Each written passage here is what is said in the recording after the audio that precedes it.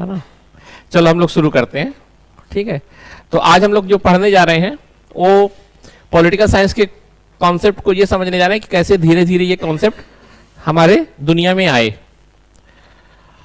आप लोगों को ये तो पता है कि जो आज हम पॉलिटिकल साइंस के कॉन्सेप्ट को समझते हैं वो शुरू से तो ऐसी अवस्था में थे नहीं, ये धीरे धीरे इवॉल्व हुए। और अगर हम इसकी पूरी की पूरी जर्नी को समझ लेंगे तो हमारे पास एक बहुत विस्तृत या एक कॉम्प्रिहेंसिव मैप होगा जो हमें इस सब्जेक्ट को समझने में बहुत मदद करेगा। देखो, मैं जो आज क्लास पढ़ाने जा रहा हूं वो डायरेक्ट यूपीएससी से कनेक्टेड नहीं होगा।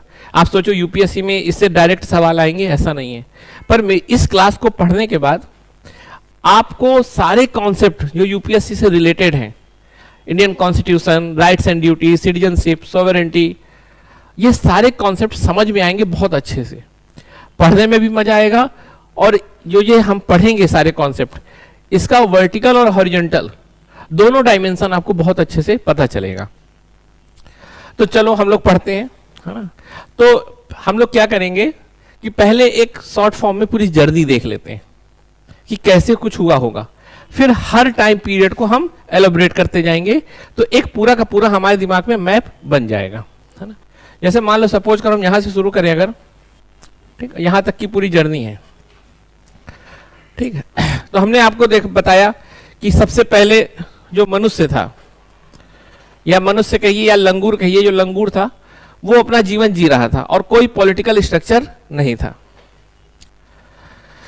लेकिन कुछ ऐसी चीजें हुई होंगी जिसके कारण पहली बार ग्रुप बने होंगे। तो हम एक देखते हैं जो पहला फेज है, ठीक है। हम इसको अगर टाइम पीरियड देखा जाए तो अप्रॉक्स मान के चलिए इसके पहले का पूरा फेज है ये, ठीक है। पहले का, जब से भी धरती आई, जब से भी जानवर आनवर जो आए, वो सब इसके पहले का है। और इसके पहले के फेज में हम देखेंगे कि क्या क्या हुआ। एक शॉर्ट फॉर्म में अगर हम देखेंगे तो आप कहोगे कि पहली बार ग्रुप बनना शुरू हुआ। मैं ऐसा इसलिए बता रहा हूं कि जो पॉलिटिकल साइंस है ना, ये जो सब्जेक्ट हम पढ़ने जा रहे हैं इंडियन पॉलिटी, वो पूरा का पूरा इसी पे डिपेंड करता है कि एक ग्रुप या एक ऑर्गेनाइजेशन कैसे काम करता है। क्योंकि हमें ये बात तो पता चल गई कि अगर ह्यूमन बीइंग अकेले रहेगा तो उतना फायदा नहीं होगा जितना उसे ग्रुप में रहने में फायदा है। या शायद मानव का मूलतः स्वभाव ही है कि वो समुदाय में खुद को रखना पसंद करता है। देखो, हमें सजा के तौर पे क्या दिया जाता है, जेल में रहने को। जेल में रहने का मतलब हमें सबसे ज्यादा जो चीज प्रिय रहती है, ग्रुप में रहने की आदत, उससे दूर कर दिया जाता है। तो यह भी हो सकता है कि शायद मनुष्य का स्वभाव ही हो ग्रुप में रहने का, या मनुष्य ने धीरे धीरे अपना स्वभाव ऐसा बनाया हो, ये सब बात की बात है। लेकिन एक बात तो यह तय है कि पहले मनुष्य लंगूर के तौर पे रहता था, जिसको एप बोलते थे। और इस समय शायद 3, 4, 5, 10 ऐसे अपने अपने ग्रुप में रहते होंगे। और सारे जानवर आज भी ऐसे ही आपको मिलेंगे। आप देखोगे जानवरों को तो 5, 10, 20, 25 के ग्रुप में रहते हैं। पर मनुष्य जो है, जिसको हम आज होमो सैपियंस कहते हैं, इसमें कुछ तो अलग था। और कैसे इसने धीरे धीरे अपने ग्रुप को बड़ा किया, ये समझेंगे, ठीक है। तो वो ग्रुप कैसे बना, फिर वो ग्रुप बड़ा कैसे हुआ, इसको समझेंगे। क्योंकि सबसे बेसिक हम जिस सब्जेक्ट को पढ़ रहे हैं पॉलिटिकल साइंस, उसमें सबसे कोर कॉन्सेप्ट क्या है, स्टेट, राज्य। सारा कुछ राज्य के चारों ओर ही घूमेगा, सब कुछ। 3-4 हजार की हम जो साल की यात्रा पढ़ रहे हैं, उसमें हम इस बात को बहुत ध्यान से देखेंगे कि जो राज्य है वही सबसे केंद्र में है। और जैसे जैसे राज्य का स्वरूप या स्ट्रक्चर बदल रहा है, सब कुछ बदल रहा है। एक समय राज्य को राजा कंट्रोल करता था, आज डेमोक्रेसी कंट्रोल कर रही है। कल शायद आने वाले 400-500 साल बाद राज्य को कोई और कंट्रोल कर रहा हो। तो सब कुछ राज्य पे ही डिपेंड करता है। पर राज्य है क्या, राज्य स्टेट क्या है, एक ऑर्गेनाइजेशन, एक संगठन। जैसे एक फैमिली होती है वैसे ही स्टेट भी एक संगठन है, जैसे सोसाइटी एक संगठन है। तो सवाल है कि सबसे पहला कोर कॉन्सेप्ट क्या है, संगठन, ग्रुप, ऑर्गेनाइजेशन। देखो, मैं भीड़ नहीं कह रहा, ऑर्गेनाइजेशन और भीड़ में अंतर है। ऑर्गेनाइजेशन मतलब व्यवस्थित, एक दूसरे को जानते हैं, एक दूसरे के लिए समर्पित है, ऐसी भावना के साथ जो लोग हैं उसको हम संगठन कहते हैं। जिसमें कुछ नियम है, वो नियम कितने अनौपचारिक, कितने औपचारिक, कितने मजबूत, ये एक अलग बात है। कुछ तो नियम है, भीड़ में कोई नियम नहीं होता। अब जैसे देखिए महाकुंभ में वो भीड़ हो गई थी, तो देखा होगा आपने। तो हम समझ में आ रही बात कि हमें क्या है, ऑर्गेनाइजेशन या ग्रुप को पहले पढ़ना कि ये कैसे आया होगा। और देखो यही ग्रुप, यही ऑर्गेनाइजेशन धीरे धीरे आज स्टेट के फॉर्म में है, जिसको हम आज मॉडर्न स्टेट बोलते हैं या नेशन स्टेट बोलते हैं, और आने वाले समय में यही लगातार बदलता जाएगा। पर हमने ये समझ लिया कि सबसे पहली चीज हमें जो समझना है वो है ऑर्गेनाइजेशन या स्टेट, है ना। और ऑर्गेनाइजेशन कैसे आया इसको समझेंगे। फिर हम देखेंगे जो दूसरा फेज हमारा है इसी ऑर्गेनाइजेशन का, वो क्या हो जाएगा। पहला फेज तो हो गया ग्रुप या ऑर्गेनाइजेशन। फिर हम देखेंगे ये बहुत स्ट्रक्चर्ड ऑर्गेनाइजेशन होगा। क्या होगा? हाँ, बहुत व्यवस्थित, ठीक। या इसको कह सकते हो स्टेट की शुरुआत हो चुकी है, राज्य की ये पहली अवस्था होगी जिसमें थोड़ी बहुत नियम होंगे, थोड़ी बहुत परंपराएं होंगी, और धीरे धीरे वो चालू हो रहा होगा। इस टाइम पीरियड को हम देखेंगे तो बेसिकली ये टाइम पीरियड जो हमारा है वो आप मान के चलिए 1000 BCE, ठीक। और इस टाइम पीरियड से, है ना, या इसको थोड़ी और आप कर सकते हैं, ठीक है। अब इसके बाद यहां पर हम देखेंगे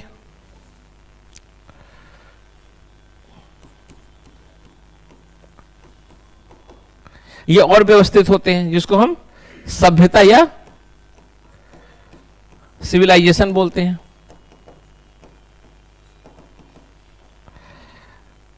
संगठन का स्वरूप बदला, मतलब रह रहे लोग पहले ऐसे घूमते फिरते थे, फिर कुछ डेवलप हुआ होगा तो साथ मिलके रहने लगे, फिर और व्यवस्थित तरीके से रहने लगे, फिर साथ में सभ्यता के तौर पर रहने लगे, मतलब और स्ट्रक्चर्ड हो गए, परंपराएं और नियम और मजबूत हो गई। ऐसा क्या हुआ होगा ये भी हम बात करेंगे। इसमें भी कैसे, इसका उदाहरण आप देख सकते हैं इंडस वैली सिविलाइजेशन, है ना, सुमेर की सभ्यता, मेसोपोटामिया की सभ्यता, हाँ। तो ये सारी सभ्यताएं आई होंगी। अब इसके बाद क्या हुआ होगा, इसके बाद एक नया दौर चला होगा, और क्या आया इसके बाद? एम्पायर फेज आया होगा, लोगों के साम्राज्य होना चालू होंगे, ठीक है। एम्पायर या साम्राज्य, चाहे आप भारतीय संस्कृति में भी इसको देख सकते हैं। भारतीय दशा के साथ अगर आप देखना चाहें तो महाजनपद का कॉन्सेप्ट आया होगा, ठीक है। आप यूरोप में भी इसको देख सकते हो, ठीक है, एथेंस, है ना। तो ये सब चीजें आप देखोगे एम्पायर आया, ठीक है। ये टाइम पीरियड हम लेके चलते हैं 500 कॉमन एरा तक चलता रहा। साम्राज्य, बहुत बड़े बड़े साम्राज्य आपने सुने होंगे, है ना। चाहे भारत में आप देखो तो गुप्त काल, और अगर आप देखोगे यूरोप में तो रोमन एम्पायर, इस तरह के साम्राज्य, बड़े बड़े साम्राज्य थे। और इस समय जो था वो एक कॉन्सेप्ट ऐसा था कि जो स्टेट था इस समय, है ना, मैंने आपको बताया कि यहां पर स्टेट एक प्रकार से पूरी तरह आ चुका है। और देखो जब भी सपोज करो हम इस क्लास की बात करें और आपको कहें कि आप लोग कोई एक कार्यक्रम हमें करना है, कोई एक गेम खेलना है, तो आप कुछ और खेलोगे, आप कुछ और खेलोगे, क्योंकि सबको लगेगा शायद मेरा गेम बेहतर है, मेरे गेम खेलने का तरीका बेहतर है। लेकिन धीरे धीरे जब आप एक दूसरे को देखोगे तो सब एक दूसरे से अच्छी बातें सीखते जाओगे, और देखोगे कुछ सालों बाद आप सब एक ही तरह का गेम खेल रहे होगे। समझ में आ रही बात? पहले चीजें अलग अलग होती हैं, तो शायद जो पहले इस टाइम पीरियड में जो ग्रुप था, फिर यहां ऑर्गेनाइजेशन, सिविलाइजेशन, यहां ठीक, लेकिन यहां से चीजें धीरे धीरे अलग होने लगी होंगी। कहीं और तरीके से शासन हो रहा होगा, कहीं दूसरे तरीके से शासन हो रहा होगा। पूरे विश्व की बात मैं कर रहा हूं। और लेकिन यहां आते आते स्टेट एक स्वरूप में आ चुका होगा, जिसको आप कह सकते हो मोनार्की। एक राजा रहता था, वो पूरे एरिया को कंट्रोल करता था। ये लगभग लगभग पूरे विश्व में ऐसा स्ट्रक्चर आ गया। तो आप इसको कह सकते हो कि ये मोनार्की फेज था। और एब्सोल्यूट मोनार्की मतलब राजा बिल्कुल मजबूत। अभी हम सब कुछ धीरे धीरे पढ़ेंगे, इसको एक एक इसके एक एक स्लाइड को ओपन करेंगे बाद में। यहां से लेकर इस टाइम पीरियड से लेकर इस टाइम पीरियड तक 13वीं सेंचुरी तक पूरा जो था उसको हम बोलते हैं डार्क एज। जैसे मैंने कहा कि यहाँ का जो एम्पायर था, ये जो स्टेट था, ये पूरा का पूरा एक राजा से कंट्रोल होता था। किससे? पूरा का पूरा एक किंग से कंट्रोल होता था। इसी को मोनार्की बोलते हैं। ये शब्द मैंने बोला तो समझ में आ गया हो। लेकिन जो ये फेज है, ये फेज, इस फेज में रोल बढ़ गया किसका? रिलीजन का। अब क्या है, देखो मेरी बात समझना, अब यहां पर जो स्टेट है वो किससे कंट्रोल हो रहा है? यहां, ठीक है, समझ में आ गई बात। और इस टाइम पीरियड के बाद फिर कुछ चीजें परिवर्तित होती हैं और अब रिलीजन का रोल कम हो जाता है। हाँ, अब जो नया यहां पर एक नया कॉन्सेप्ट आता है, रेनेसा। रेनेसा, रेनेसा का मतलब होता है रीबर्थ, पुनर्जागरण। और जो ये रेनेसा वाला फेज है, इस फेज में रिलीजन छोटा हो जाता है, किंग फिर बड़ा हो जाता है और बहुत तरह के नए कॉन्सेप्ट आते हैं।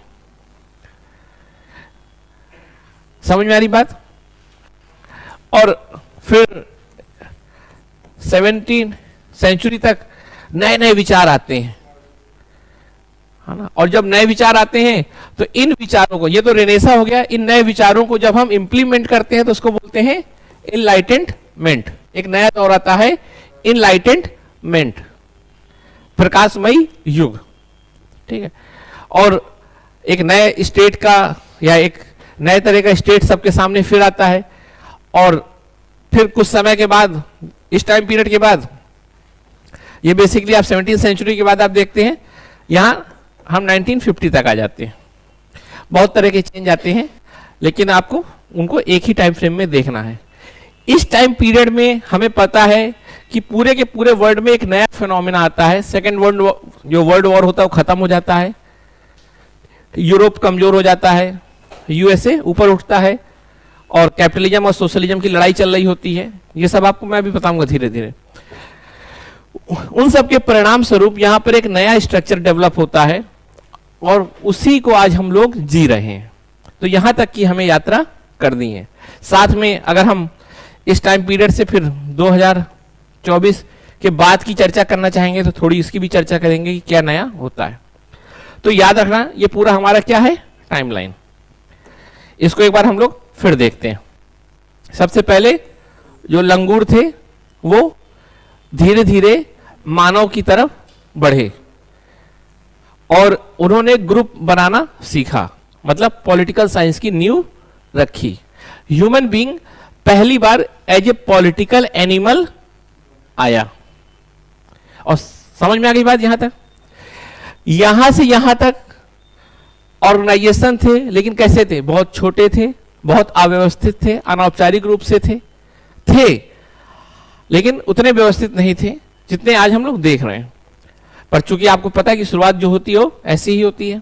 फिर यही ऑर्गेनाइजेशन सभ्यता में बदल गए, बड़ी बड़ी सभ्यताएं बनी। उसमें आपने देखा होगा इंडस्ट्रियल सिविलाइजेशन, जैसे मैंने नाम लिया कि सब कुछ आपको, शहर, व्यापार, सब कुछ मिला, कंट्रोल, ठीक है। फिर इस टाइम पीरियड में एम्पायर मजबूत हुए, उनका एक्सपेंशन हुआ ज्योग्राफिकल, बहुत बड़े बड़े, जैसे मौर्य एम्पायर, जैसे गुप्ता एम्पायर, रोमन एम्पायर, ये आपने देखा होगा। इस टाइम पीरियड में यहां से इस टाइम पीरियड में मैंने आपको बताया कि कैसे एम्पायर वाला जो राजा से कंट्रोल होता था वो धर्म से कंट्रोल होने लगा, है ना। और यहां एक चीज और लिख सकते हैं कि यहां पर फ्यूडलिज्म का कॉन्सेप्ट आया, मतलब अब राजा का ज्यादा महत्व नहीं, अब किसका महत्व? धर्म का। पर राजनीति पावर, देखो धर्म के पास राजनीतिक और धार्मिक दोनों पावर थी, लेकिन बेसिकली बल का प्रयोग किसके द्वारा किया जाता था? फ्यूडलिज्म। फ्यूडलिज्म मतलब छोटे छोटे सामंत, जिसको आज हम अपने भारतीय संस्कृति के हिसाब से जमींदार के रूप में समझ सकते हैं।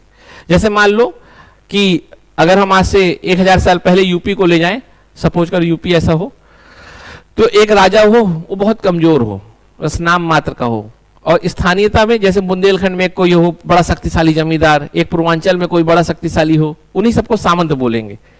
अपना छोटी छोटी जगह शासन कर रहे हैं, पूरा उनका अधिकार है, और किसके नाम पे कर रहे हैं? एक तो अपने नाम पे भी राजा का, और दूसरा धर्म का। सबसे बड़ा रोल किसका था? धर्म का। वो भाई जो सेंट्रल चर्च होगा वहां कुछ ना कुछ पहुंचा देते होंगे, और चर्च उसको कह देता होगा कि हमारा तुम्हें पैट्रोनेज या संरक्षण है तो हमारे नाम पे काम करो।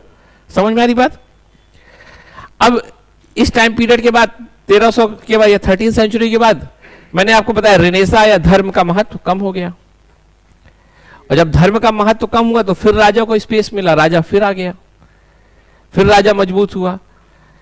फिर 17th सेंचुरी के बाद कुछ ऐसा हुआ कि राजा का फिर महत्व धीरे धीरे कम होने लगा, तो राजा ऊपर नीचे हो रहा है। राजा का मतलब यहां स्टेट हम ले रहे हैं, स्टेट का स्वभाव बदल रहा है। यहां तक बात समझ में आ गई? अब इसको हम एक एक फेज को समझते हैं। ये कौन सा फेज है? पहला फेज। ये है सेकंड फेज, ठीक है। ये है फोर्थ, फिफ्थ, ठीक है, सिक्स्थ, सेवेंथ, है ना। हमें 7 फेज समझने हैं, ठीक है। तो 7वां फेज आपको, ठीक है। चलो अब एक समझते हैं पहला फेज। जो हमारा पहला फेज है वो क्या है? हाँ, ग्रुप कैसे बना होगा, या पहली बार कोई संगठन कैसे बना होगा, संगठन कैसे आया होगा। अच्छा, संगठन में सबसे मूल बात क्या है? सबसे मूल बात क्या है संगठन में? एक दूसरे से जुड़ा होना, है ना, एक दूसरे से कनेक्टेड होना। अच्छा, एक बात समझो, अगर 5-10 लोग आपस में जुड़े हैं वो तो प्रत्यक्ष संबंध से जुड़ सकते हैं। अच्छा, जैसे मैं कहूं अभिषेक तुम हो, मान लो रॉबिन तुम हो, है ना, जैसे मान लो संजना तुम हो, आपस में सब जानते हैं, जुड़ सकते हैं। लेकिन 1000-10,000 के लोग आपस में कैसे जुड़ते होंगे? ये एक बड़ी बात है। 1000-10,000 लोग आपस में कैसे जुड़ेंगे? तो ये जो 1000-10,000 आपस में जुड़ते हैं ना, इनके अंदर एक कोई फीलिंग होती है जो इनको अपनापन लाती है, इनको एक सदस्य का, एक ग्रुप का सदस्य बनाती है। ये अपनापन कैसे? ये कोई कल्पना होती है, इमेजिन, किसी ना किसी कल्पना या कोई ना कोई थॉट या आइडिया आपस में हमें जोड़ता है। जैसे मान लो अब मैं चला जाऊं कन्याकुमारी, किसी से मिलूं, कौन हो? भारतीय, मैं भी भारतीय, तो इंडियन नेस क्या है? एक कल्पना जो हम दोनों को जोड़ ली। हम पूरे भारत में 140 करोड़ आपस में किससे जुड़े? एक थॉट से। क्या है वो थॉट? भारत। भारत, भारत आप जाओगे कहीं, एक विचार है। जैसे जाति एक विचार। अच्छा, तुम गुप्ता जी, हम भी गुप्ता जी, जुड़ गए। तो गुप्ता जी कहीं है थोड़ी कि कहां रहते हैं ये गुप्ता जी? गुप्ता जी तो एक विचार है केवल। अब आप चले जाओ, कहोगे इलाहाबाद यूनिवर्सिटी के छात्र, मैं भी इलाहाबाद यूनिवर्सिटी के छात्र। इलाहाबाद यूनिवर्सिटी एक आइडिया है, कहीं रहता थोड़ी है। कोई बिल्डिंग है क्या इलाहाबाद यूनिवर्सिटी की कि ये बिल्डिंग है? एक विचार है जो आपस में हम सबको जोड़ता है। अच्छा, समझ में आ रही मेरी बात? अच्छा, 2 चीजें, एक तो दिमाग में विचार हो सबके तो हम जुड़ेंगे, और दूसरा इस विचार को जाहिर करना भी आता हो, एक्सप्रेस करना आता हो। समझ में आ रहा? एक तो मेरे पास विचार हो और तुम्हारे पास विचार हो और हम आपस में जाहिर कर सके, तब जाके संगठन बनेगा। तो संगठन के लिए 2 चीजें सबसे बेसिक हैं, वो है भाषा और कल्पना करना, इमेजिनेशन की पावर और कम्युनिकेशन। तो 2 चीजें सबसे मेन होती हैं किसी भी संगठन के लिए, इमेजिनेशन और कम्युनिकेशन, कल्पना करना और संवाद करना। अब हम लोग उल्टा चल रहे हैं, है ना। संगठन के लिए ये चाहिए, अब इसके लिए क्या चाहिए? कंपेयर करो, सारे जानवर थे उस समय, आज भी वो ऐसे हैं, हम बदल गए, क्यों? और देखो, मैं जो आपको पढ़ा रहा हूं ना, वो बेसिकली एक विचारधारा है, उससे जोड़कर आपको पढ़ा रहा हूं। मतलब मानव की सभ्यता का विकास कैसे हुआ, मानव का विकास कैसे हुआ, इसको लेके कई तरह की विचारधाराएं हैं, जिसमें एक विचारधारा है क्रिएशनिज्म, मतलब रचना के आधार पे, कि कोई एक दैवीय शक्ति आई, उसने सब कुछ रच दिया, है ना। उसको बहुत कम मान्यता मिली हुई है ना। ज्यादातर धार्मिक लोग उसको मानते हैं। लेकिन दूसरी जो विचारधारा है जो मानव के विकास को बताती है, वो क्या है? विकासवाद, है ना, जिसको आप डार्विन से जोड़ सकते हो, theory of evolution, natural selection, जिसने कहा कि दुनिया में जो भी आज सब कुछ है वो एक प्रक्रिया के तहत आया हुआ है, एक्सीडेंटल नहीं है। एक्सीडेंटल मतलब एक दिन में नहीं आ गया, चमत्कार नहीं है, कोई मिरेकल नहीं है, क्या है? एक प्रोसेस है। और इस प्रोसेस में कोई थर्ड पार्टी नहीं है कि भगवान आगे सब सही कर रहा है, ये अपने आप हो रहा है। तो बेसिकली हम डार्विन को थ्योरी मानते हुए चल रहे हैं, डार्विन की थ्योरी जिसको हम विकासवाद कहते हैं, नेचुरल सिलेक्शन आप जानते हो, उसको फॉलो कर रहे हैं ना।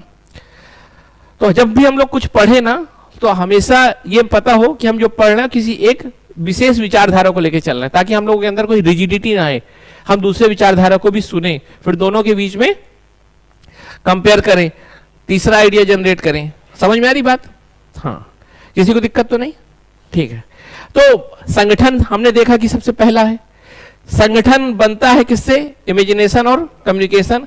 अब ये कैसे होगा? ये मानव के मस्तिष्क से जुड़ा हुआ चीज है। ये चीजें किससे जुड़ी हैं? ह्यूमन माइंड, या कहिए कॉग्निटिव कैपेसिटी, मनुष्य की मानसिक या संज्ञानात्मक क्षमता। देखो, संज्ञानात्मक क्षमता मतलब हमारे दिमाग से जुड़ी हुई चीजें, कॉग्निटिव कैपेसिटी, कल्पना करना, भाषा, ये सब हमारे दिमाग की रचना है, हमारे शरीर की रचना नहीं है ना। अब सवाल है कि सभी जानवरों में या सभी जो भी उस समय की अदर स्पीसीज थी, उससे होमो सैपियंस अलग क्यों है? उसके पीछे यही था कि होमो सैपियंस की ह्यूमन कैपेबिलिटी या उसकी मानसिक क्षमता ज्यादा थी। अब ये मानसिक क्षमता क्यों आई? तो इसमें सबसे बड़ा रोल है आग की खोज। किसकी? आग की खोज, फायर। देखो, जैसे ही आग की खोज हुई, अब आग की खोज कैसे हुई?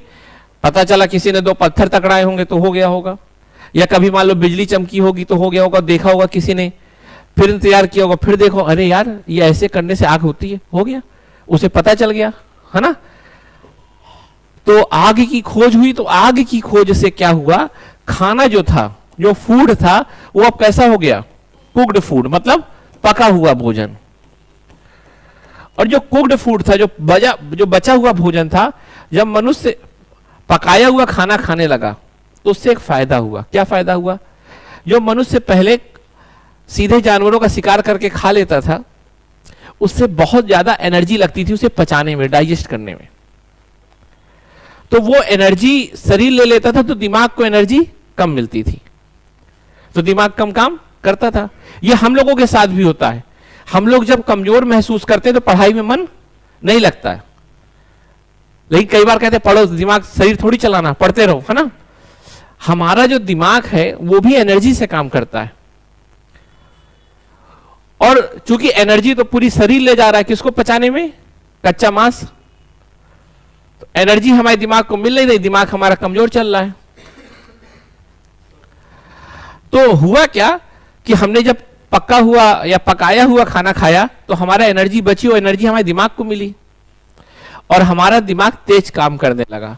हमारा दिमाग जब तेज काम करेगा तो कॉम्प्लेक्स इमेजिनेशन उसने जनरेट करना चालू कर दिया। और साथ में आग से एक फायदा और हुआ कि सुरक्षा के भाव से आग के चारों ओर लोग बैठ के बात करना सीख रहे होंगे या बैठते होंगे, समझ रहे हैं? तो जब बैठे होंगे सोचा भी है, क्योंकि अब एनर्जी दिमाग में, जब सोचेंगे तो जाहिर भी करें क्योंकि लोग बैठे भी हैं। सोचो आप अकेले आपको रूम में बैठा दें, आप अकेले बैठे रहोगे, नहीं बोलोगे। लेकिन मान लो आपको 10 लोगों के बीच में बैठा दें, कुछ ना कुछ इलाहाबाद के होगे तो 5 मिनट बाद बोल ही दोगे कि भैया कहां से, है ना। समझ में आ रहा? तो कहने का मतलब कि आप जब बैठे होगे तो बोलने की कोशिश तो करोगे, दिमाग में तो चीजें चलने लगी क्योंकि एनर्जी आ गई दिमाग में, साथ में आप बैठने लगे तो बोलना भी सीख गए। और इस तरह से हमने इमेजिनेशन, कम्युनिकेशन सीखा। देखो, उससे हम पहली बार मनुष्य को कहां बना रहे? सामुदायिक प्राणी के तौर पे। समझ में आ गई बात? और इस तरह से स्टेट का कॉन्सेप्ट इवॉल्व हुआ होगा। सोचो, आग केवल एक ऐसी खोज नहीं जो खाना पका दे, आग एक पहली पॉलिटिकल रिसर्च है। मतलब पॉलिटी के पॉइंट ऑफ व्यू से देखोगे, राजनीति के पॉइंट ऑफ व्यू से देखोगे तो आपको बहुत कुछ आग में भी दिखेगा।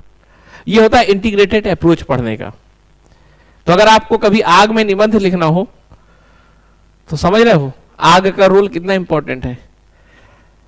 आज हम जो हो सकता है, मतलब मैंने क्या कहा, हमें हमेशा एक स्याद के साथ चलना होगा। स्याद मतलब ये भी हो सकता है, ठीक है, तो इस तरह से ये पहला फेज हमारा पूरा हुआ और मानव धीरे धीरे समुदाय में रहने लगा, भाषा सीख गया, बोलना सीख गया। और एक बात और, इसी टाइम पीरियड में एक फिनोमिना हुआ बाइपेडलिज्म। बाइपेडलिज्म मतलब दो पैरों से चलना, ठीक है ना, बाइपेडलिज्म, दो पैरों से चलना। अब जब दो पैरों से चला होगा तो दो हाथ खाली हो गए। ये हाथ खाली हुए तो क्रिएटिविटी, क्योंकि दिमाग भी तेज हो गया, हाथ खाली हो गए तो ह्यूमन बीइंग में क्रिएटिविटी भी आ गई, दिमाग और चलाया होगा उसने फिर। और ये हाथ खाली है तो कभी कुछ पेंटिंग करने का मन हुआ होगा, कुछ एक्सप्रेस करने का तरीका बदला होगा, और धीरे धीरे एक मानव के मतलब व्यक्तित्व में या कहिए मानव में सुधार आया, है ना। क्योंकि जब इंसान खड़ा हुआ होगा तो उसने और लंबा दुनिया देखी होगी, ज्यादा सूचनाएं होंगी, और हम जो बोलते हैं वो कैसे बोलते हैं, अपनी सूचनाओं से। हमें जितनी ज्यादा सूचना मिलेगी हम उतना ही बोलना सीखेंगे। तो जब इंसान खड़े होकर चलने लगा तो उसे ज्यादा से ज्यादा सूचनाएं मिलने लगी। पहले नीचे ही देखता रहा होगा, दो हाथ दो पैर से चलता हो, है ना। अब ये मत कहना कि पेड़ में चढ़ के क्यों नहीं देख लेता था ठीक है ना, कि सर उसको पेड़ में खड़ा हो जाता 90 फीट, बहुत बड़ा एक्सपेंशन दिखाई देता। तो फिर यकीन, हम तो बात पूरे मानव सभ्यता की कर रहे हैं ना, एक आदमी की थोड़ी कर रहे हैं, ठीक है ना।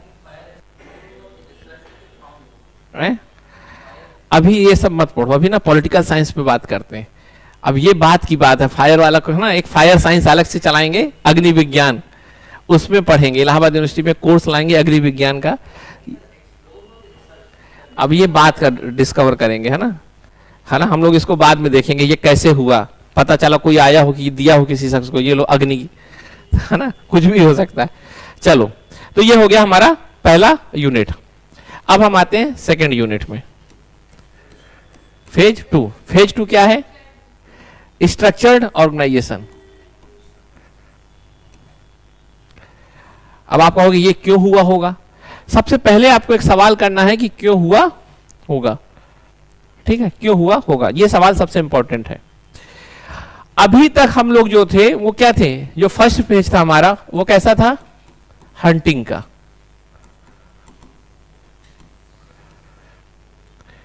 हम लोग घूमते थे, अब हमारे पास अच्छे औजार भी बन गए। क्यों? क्योंकि हमारा हाथ खाली हो गया था। हाथ खाली होने से हमने अच्छे औजार बनाए।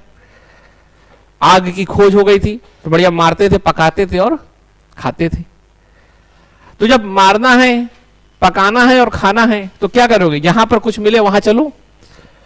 तो पता चला 20 लोग वहां गए, धूड़ा खाया पिया, 10-10 लोग बढ़ गए, फिर आगे 10 लोग कोई और मिले होंगे, तो कोई ग्रुप नहीं बना होगा ना, उतनी अच्छी उनमें किनशिप वाली फीलिंग आई होगी।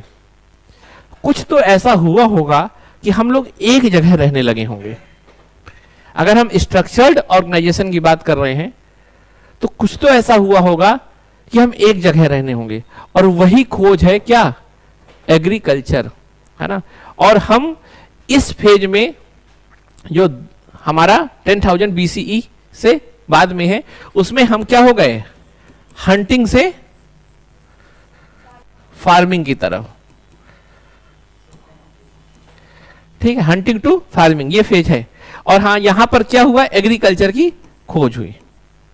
मतलब मनुष्य पहले तो जो उगता था वो खा लेता था, यहां पर मनुष्य को ये पता चल गया कि उगा के खाना है।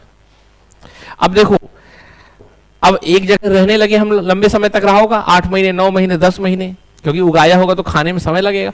और याद रखना, उस समय फर्टिलाइजर नहीं था कि तुरंत उगा ले, उस समय सब अपनी बुनियादी रूप में था। और एक बात और याद रखना कि हम लोग जो ऑर्गेनाइजेशन के तौर पे रह रहे हैं ना मिलके, वो कोई शौक नहीं है, वो जरूरत थी उस समय सुरक्षा के लिए। तो सामुदायिकता कोई शौक नहीं थी, क्या थी? जरूरत थी। अब हम काम भी कर रहे हैं तो क्या होगा? चीजें उत्पाद होंगी, आपस में दोस्ती यारी बढ़ेगी।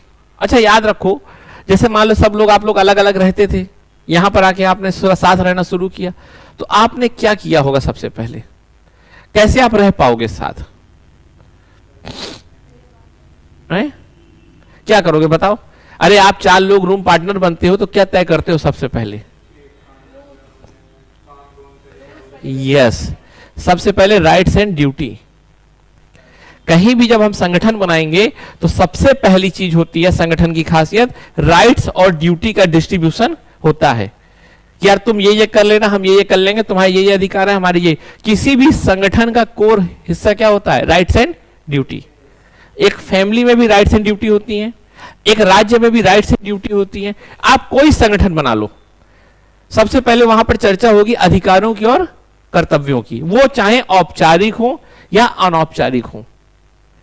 कई बार हम लोग रहने लगते हैं, धीरे धीरे 6 महीने बाद हम लोगों में पता चलता है कि अपने आप पता है कि इसका मतलब झाड़ू पोछा लगाने का कर्तव्य है, ठीक है, और खाना खाने का उसका अधिकार है क्योंकि कोई दूसरा बनाएगा उसके लिए खाना नहीं। कई बार हम लोग बात करके नहीं बनाते, लेकिन कई बार क्या होता है धीरे धीरे प्रोसेस में बनते हैं, हिडन फॉर्म में वो बनते जाते हैं।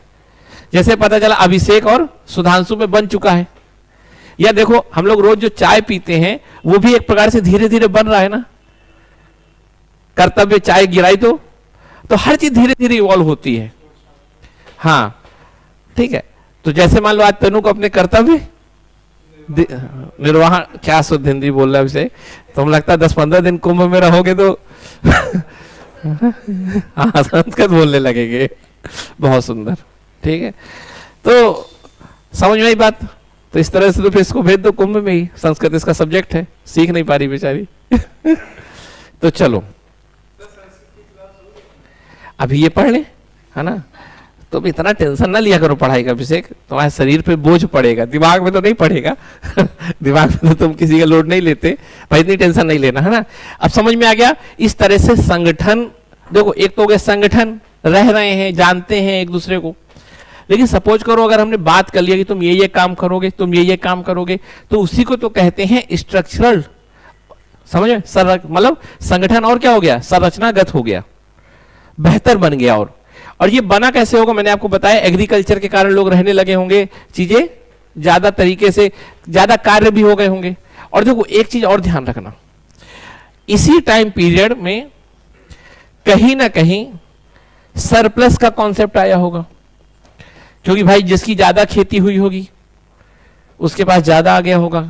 तो अब एक कॉन्सेप्ट देखना कि मनुष्य को पहली बार ज्यादा संसाधन का लालच आया होगा। देखो एक तो है जरूरत, पहले जो था हंटिंग का दौर था जब, तब हम जरूरत के हिसाब से लेते थे, छोड़ देते थे। आज भी जानवर शिकार करते हैं, पेट भरा आगे निकल गए, ये नहीं कि ये मेरा है, जितना खाना होता खाते हैं आगे निकल जाते हैं।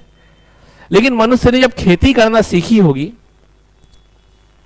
तो उसको ज्यादा का कॉन्सेप्ट आया होगा, लालची बना होगा, या शायद रहा ही हो लालची, वो सब एक अलग बात है।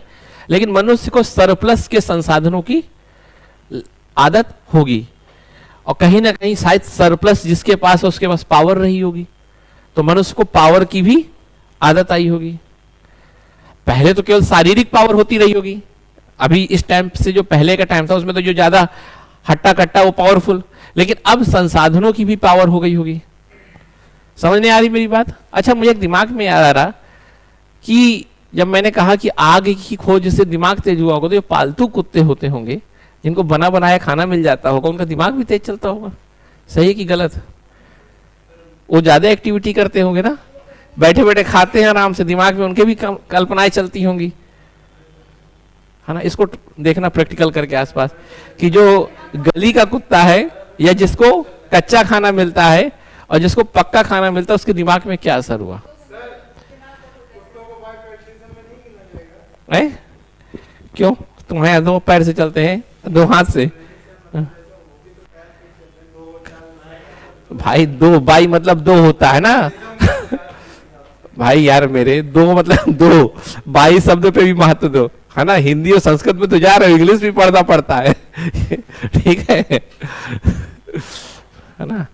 चलो ठीक है, अभिषेक ने जो कहा उस पर बात होगी। तो इस तरह से जो ये दौर पीरियड चल रहा है कि मनुष्य जो पहले शिकार करता था वो खेती करने लगा, खेती करने के कारण सरप्लस आया, ज्यादा समय किनशिप बढ़ी, और हायरार्की का कॉन्सेप्ट आया, राइट्स एंड ड्यूटी मिली होंगी। और कहीं ना कहीं यही तो एक स्ट्रक्चर्ड ऑर्गेनाइजेशन है। हायरार्की में मतलब कि तुम छोटे मैं बड़ा, मैं छोटा तुम बड़ा, क्योंकि सरप्लस को लेने की कोशिश की गई होगी। और यहीं से कहीं ना कहीं आप देख सकते हो पुरुष और महिला के बीच में तनाव आया होगा। हो सकता है क्योंकि पुरुष ने सोचा होगा ज्यादा रख ले संसाधन, महिलाओं को कम रखें, या जातियों का निर्माण भी शुरू हुआ होगा। समझ में आ रही बात? समझ में आ रहा कि नहीं आ रहा है ना? और इस तरह से नई नई चीजें आई होंगी, यहां पर फैमिली आई होगी कि हमारे संसाधन हमारे पास ही रहे, किसी और के पास ना जाएं। पता चला एक इंसान ने कमाया और जब मर गया तो उसका संसाधन किसके पास जाएगा? अरे हो तो परिवार पहले, है ना? परिवार थोड़ी पता। समझ में आ रही बात? जैसे तो परिवार का कॉन्सेप्ट आया होगा, है ना? ठीक, तो इस तरह से चीजें नए तौर पे आई होंगी, जाति आई होगी ये, लेकिन ये कैसी होंगी? आज की तरह नहीं होंगी, बिल्कुल शुरुआती दौर पे होंगी। जैसे हमने जब ये क्लास शुरू की थी तो कितना शुरुआती फेज था, आज एक रिदम में आ गई ना चीजें, धीरे धीरे और रिदम बेहतरीन होता जाएगा। तो वैसे ही जब ये पहली बार संगठन भी बना होगा तो धीरे धीरे बहुत अपने मतलब क्या बोल सकते हैं, आदिम अवस्था में रही होंगी चीजें, है ना? आदिम मतलब शुरुआत की, बिल्कुल ठीक है। और यहां पर हल्का हल्का कहीं ना कहीं रिलीजन भी आ रहा होगा। अब रिलीजन क्या है, अभी इस पे ज्यादा फोकस नहीं करना, क्योंकि रिलीजन जो आज आप देखते हो ना वैसा नहीं रहा होगा। कैसा रहा होगा हम इसकी थोड़ी चर्चा कर लें। बेसिकली हम ये देखें कि रिलीजन पे सबसे ज्यादा प्रभाव किसका पड़ रहा है। आज अगर देखें तो सबसे ज्यादा प्रभाव पड़ रहा है विज्ञान का। जितना विज्ञान बढ़ता जा रहा है रिलीजन उतना कम होता जा रहा है। पहले हमें कोई बीमारी होती थी तो हम उसको रिलीजन से जोड़ते थे, आज जब हमने उसे विज्ञान से जोड़ा रिलीजन खत्म हो गया। अब रिलीजन का प्रभाव बीमारियों पे नहीं रह गया। समझ रहे मेरी बात को? मैं आपको सोचने की क्षमता डेवलप करने की बात कर रहा हूं। मैं चाहूं तो सीधे बता सकता हूं, पर मैं इतना घुमा के इसलिए बताता हूं कि आप भी वो चीज सोचो ऐसे कि पहले हर चीज धर्म के दायरे में आती थी, लेकिन जो अब विज्ञान के दायरे में आता है धर्म से बाहर हो जाता है। जैसे बीमारियां, पहले कोई बीमारी होती थी तो ये देवी नाराज है, वो देवता नाराज है। कई जगह तो आपने कोरोना को भी देखा होगा कि कोरोना को कई लोगों ने धर्म के दायरे में रखा कि कोई भगवान नाराज हो गया, कोई कोरोना भगवान है, राक्षस देवता कुछ भी हो। तो कहने का मतलब विज्ञान में और धर्म में एक चीज कॉमन है, क्या? दोनों हमारे दिमाग को शांत करते, हमारे सवालों का जवाब देते हैं। जो आज विज्ञान हमारे सवालों का जवाब दे रहा है और हमारा डर खत्म कर रहा है, वही काम धर्म ने किया होगा। बस विज्ञान बाद में आया, धर्म पहले था, और आज दोनों चल रहे हैं। समझ में आ रही बात? विज्ञान और धर्म के बीच में एक लिंक मिल रहा है। दोनों मानव की जरूरतों को पूरा करने के लिए आए हैं, और मानव की पहली जरूरत है उसका जो क्यूरियोसिटी है, जानने की इच्छा है, पहले उसको शांत करो। हर जगह वो जानना चाहता है। और दूसरा उसका डर। मानव अपने आप को बहुत सुरक्षित रखना चाहता है। आप भी यहां सबसे ज्यादा सुरक्षित महसूस करोगे वहीं रहोगे। जिस परिवार में 30 साल तक आप रहते हो वहां सुरक्षित नहीं महसूस करते, कहीं और चले जाते हो। अब इससे ज्यादा क्या ही बताया जाए मानव का स्वभाव। ठीक, जैसे मान लो अभिषेक है, सुधांशु के साथ सुरक्षित महसूस करता है, ये दोनों आपस में सुरक्षित तो रहते हैं। तो मानव का जो सबसे मूल स्वभाव है वो क्या है? को सुरक्षित महसूस रखना। और देखो दो सवाल हो गए, एक तो सुरक्षित रखना और जिज्ञासु। ये दोनों काम पहले किसने किया? धर्म ने किया। क्योंकि धर्म और विज्ञान दोनों मानव की ही देन है। पर चूंकि धर्म कम कॉम्प्लेक्स था, कमजोर दिमाग से हुआ होगा, तो पहले धर्म आ गया, और धीरे धीरे जब मनुष्य का दिमाग बहुत तेज हुआ तब जाके विज्ञान आया होगा। समझना मेरी बात को? और देखो अभी जो मैं पढ़ा रहा हूं उसमें धर्म का आलोचना नहीं कर रहा या धर्म को बुरा नहीं कह रहा, है ना? पता चला आधी वीडियो तुम काट के दिखा दो और बवाल करा दो, ऐसा नहीं है, मैं पहले बता दे रहा हूं। ठीक है, तो इस तरह से धर्म अपने शुरुआत में आया होगा। और ये धर्म कैसा रहा होगा? पानी मान लो बरस रहा है, देखा किसी इंसान ने कि एक मेढक बाहर आता पानी बरसने लगता है, फिर दूसरे दिन देखा मेढक बाहर आया पानी बरसने लगा, तो उसने बना लिया कि यही ईश्वर है पानी के, तो कराओ इनकी शादी। आज भी दिखता है ना कहीं उस फॉर्म में। पता चला हर चीज, कोई ना कोई घटना को किसी ना किसी बाहर की दुनिया से जोड़ दिया, क्योंकि यहां तो सवाल मिल नहीं रहा पानी क्यों बरस रहा है, तो कोई पानी का देवता है। पता चला भूकंप आया, अब क्या कोई नाराज हुआ, तो एक जोड़ लिया, और इस तरह हमने बहुत सारे देवता बना लिए, हर चीज का देवता। यहां से धर्म बन गया। याद रखना, धर्म का संबंध इस दुनिया से नहीं रखा हमने, बाहरी दुनिया से ऐसा कुछ रखा है। और ये धर्म हमारी आध्यात्मिक उत्थान से जुड़ा नहीं है, क्योंकि जो स्पिरिचुअलिटी है वो तो बहुत प्रोग्रेसिव थॉट है। उस समय ये सब नहीं आया। उस समय मानव अपनी प्रारंभिक अवस्था में है, केवल अपने डर को दूर करना चाह रहा है, अपनी जिज्ञासा को शांत करना चाह रहा है, तो उसने धर्म बनाया। तो धर्म आ चुका है अपनी बहुत प्रारंभिक अवस्था में, बहुत प्रारंभिक अवस्था में। साथ में मनुष्य रहना भी सीख गया, हायरार्की बनने लगी। अब देखो एक चीज यहां गौर करना कि अभी मनुष्य ने हायरार्की बनाई होगी, कुछ संगठन बनाए होंगे, ये सब बहुत कमजोर है, क्योंकि इनके अस्तित्व का आधार क्या है अभी ये बात नहीं चल रही। लेकिन आने वाले फेज में हम जब बात करेंगे, धर्म को इससे जोड़ देंगे और ये सब मजबूत हो जाएगा। सपोज करो अभिषेक मान लो एक दिन आता है, एक दिन नहीं आता, तो अभिषेक हमारी कोचिंग का पार्ट तो बन गया, लेकिन अभी मजबूत। लेकिन मान लो मैं कह दूं कि तुम इस तरह एब्सेंट हो गए तो भगवान नाराज हो जाएगा, तो ये आना चालू कर देगा। समझ में आ रही बात कि नहीं आ रही? बचपन में हमें घर वाले भी डरवाते थे ना, हर चीज को भगवान से जोड़ के उस चीज में मजबूती लाते थे।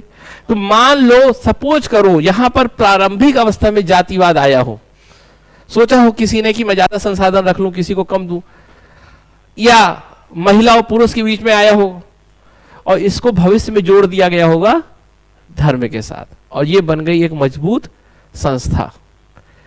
हर चीज को समझना है। स्टेट भी यहां पर आ चुका है, आने वाले समय में स्टेट इससे जुड़ जाएगा, और जो चीज इससे जुड़ेगी वो क्या हो जाएगी? मजबूत। तो आने वाले समय में ये मजबूत होता जाएगा, और इससे जो जुड़ेगा वो क्या हो जाएगा? वो भी मजबूत होता जाएगा। तो ये एक परंपरा शुरू होने वाली है। तो स्टेट इस तरह से धीरे धीरे अपने दौर पे आया होगा। यहां तक समझ में आ गई बात? ये सेकेंड फेज था जो हमने फार्मिंग के कारण देखा। क्लियर? अब आते हैं हम थर्ड फेज में। ये क्या है? याद रखना, सिविलाइजेशन अब सभ्यता का युग है ना, पूरा मूवी की तरह चलना चाहिए ना। सभ्यता का युग, एरा ऑफ सिविलाइजेशन। ये अभिषेक, क्या बात, मजा आ रही है ना पढ़ने में।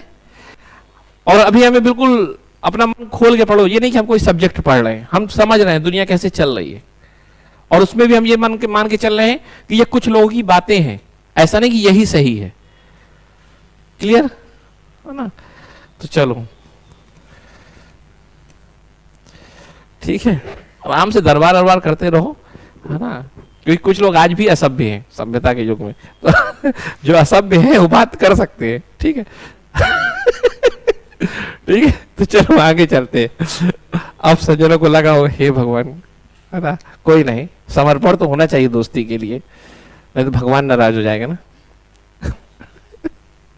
डर, ठीक है, चलो है ना, आगे चलते हैं। तो थर्ड फेज हम पढ़ रहे सभ्यता। अब सभ्यता कैसे? सभ्यता का मतलब ये समझ लो कि हम बड़े सिविलाइज हो रहे हैं। सिविलाइज का मतलब राइट्स एंड ड्यूटी के साथ जुड़ रहे हैं। और जो सबसे मेन चीज अब आ रही है कि पहले जो ये था, ये स्ट्रक्चर, इसमें क्या रहा होगा कि सब आपस में रहते रहे होंगे। ठीक है, इसमें सब चीजें शुरुआती फेज में है, लेकिन पावर किसी एक के पास नहीं होगी, जरूरत ही नहीं पड़ी होगी इतनी, अभी सब चल रहा है। लेकिन इस फेज में क्या हुआ होगा कि एग्रीकल्चर की क्वालिटी क्या हुई होगी? बढ़ी होगी, ज्यादा उत्पादन, पॉपुलेशन बढ़ा होगा क्योंकि जीवन आसान हो गया। क्या बढ़ा होगा?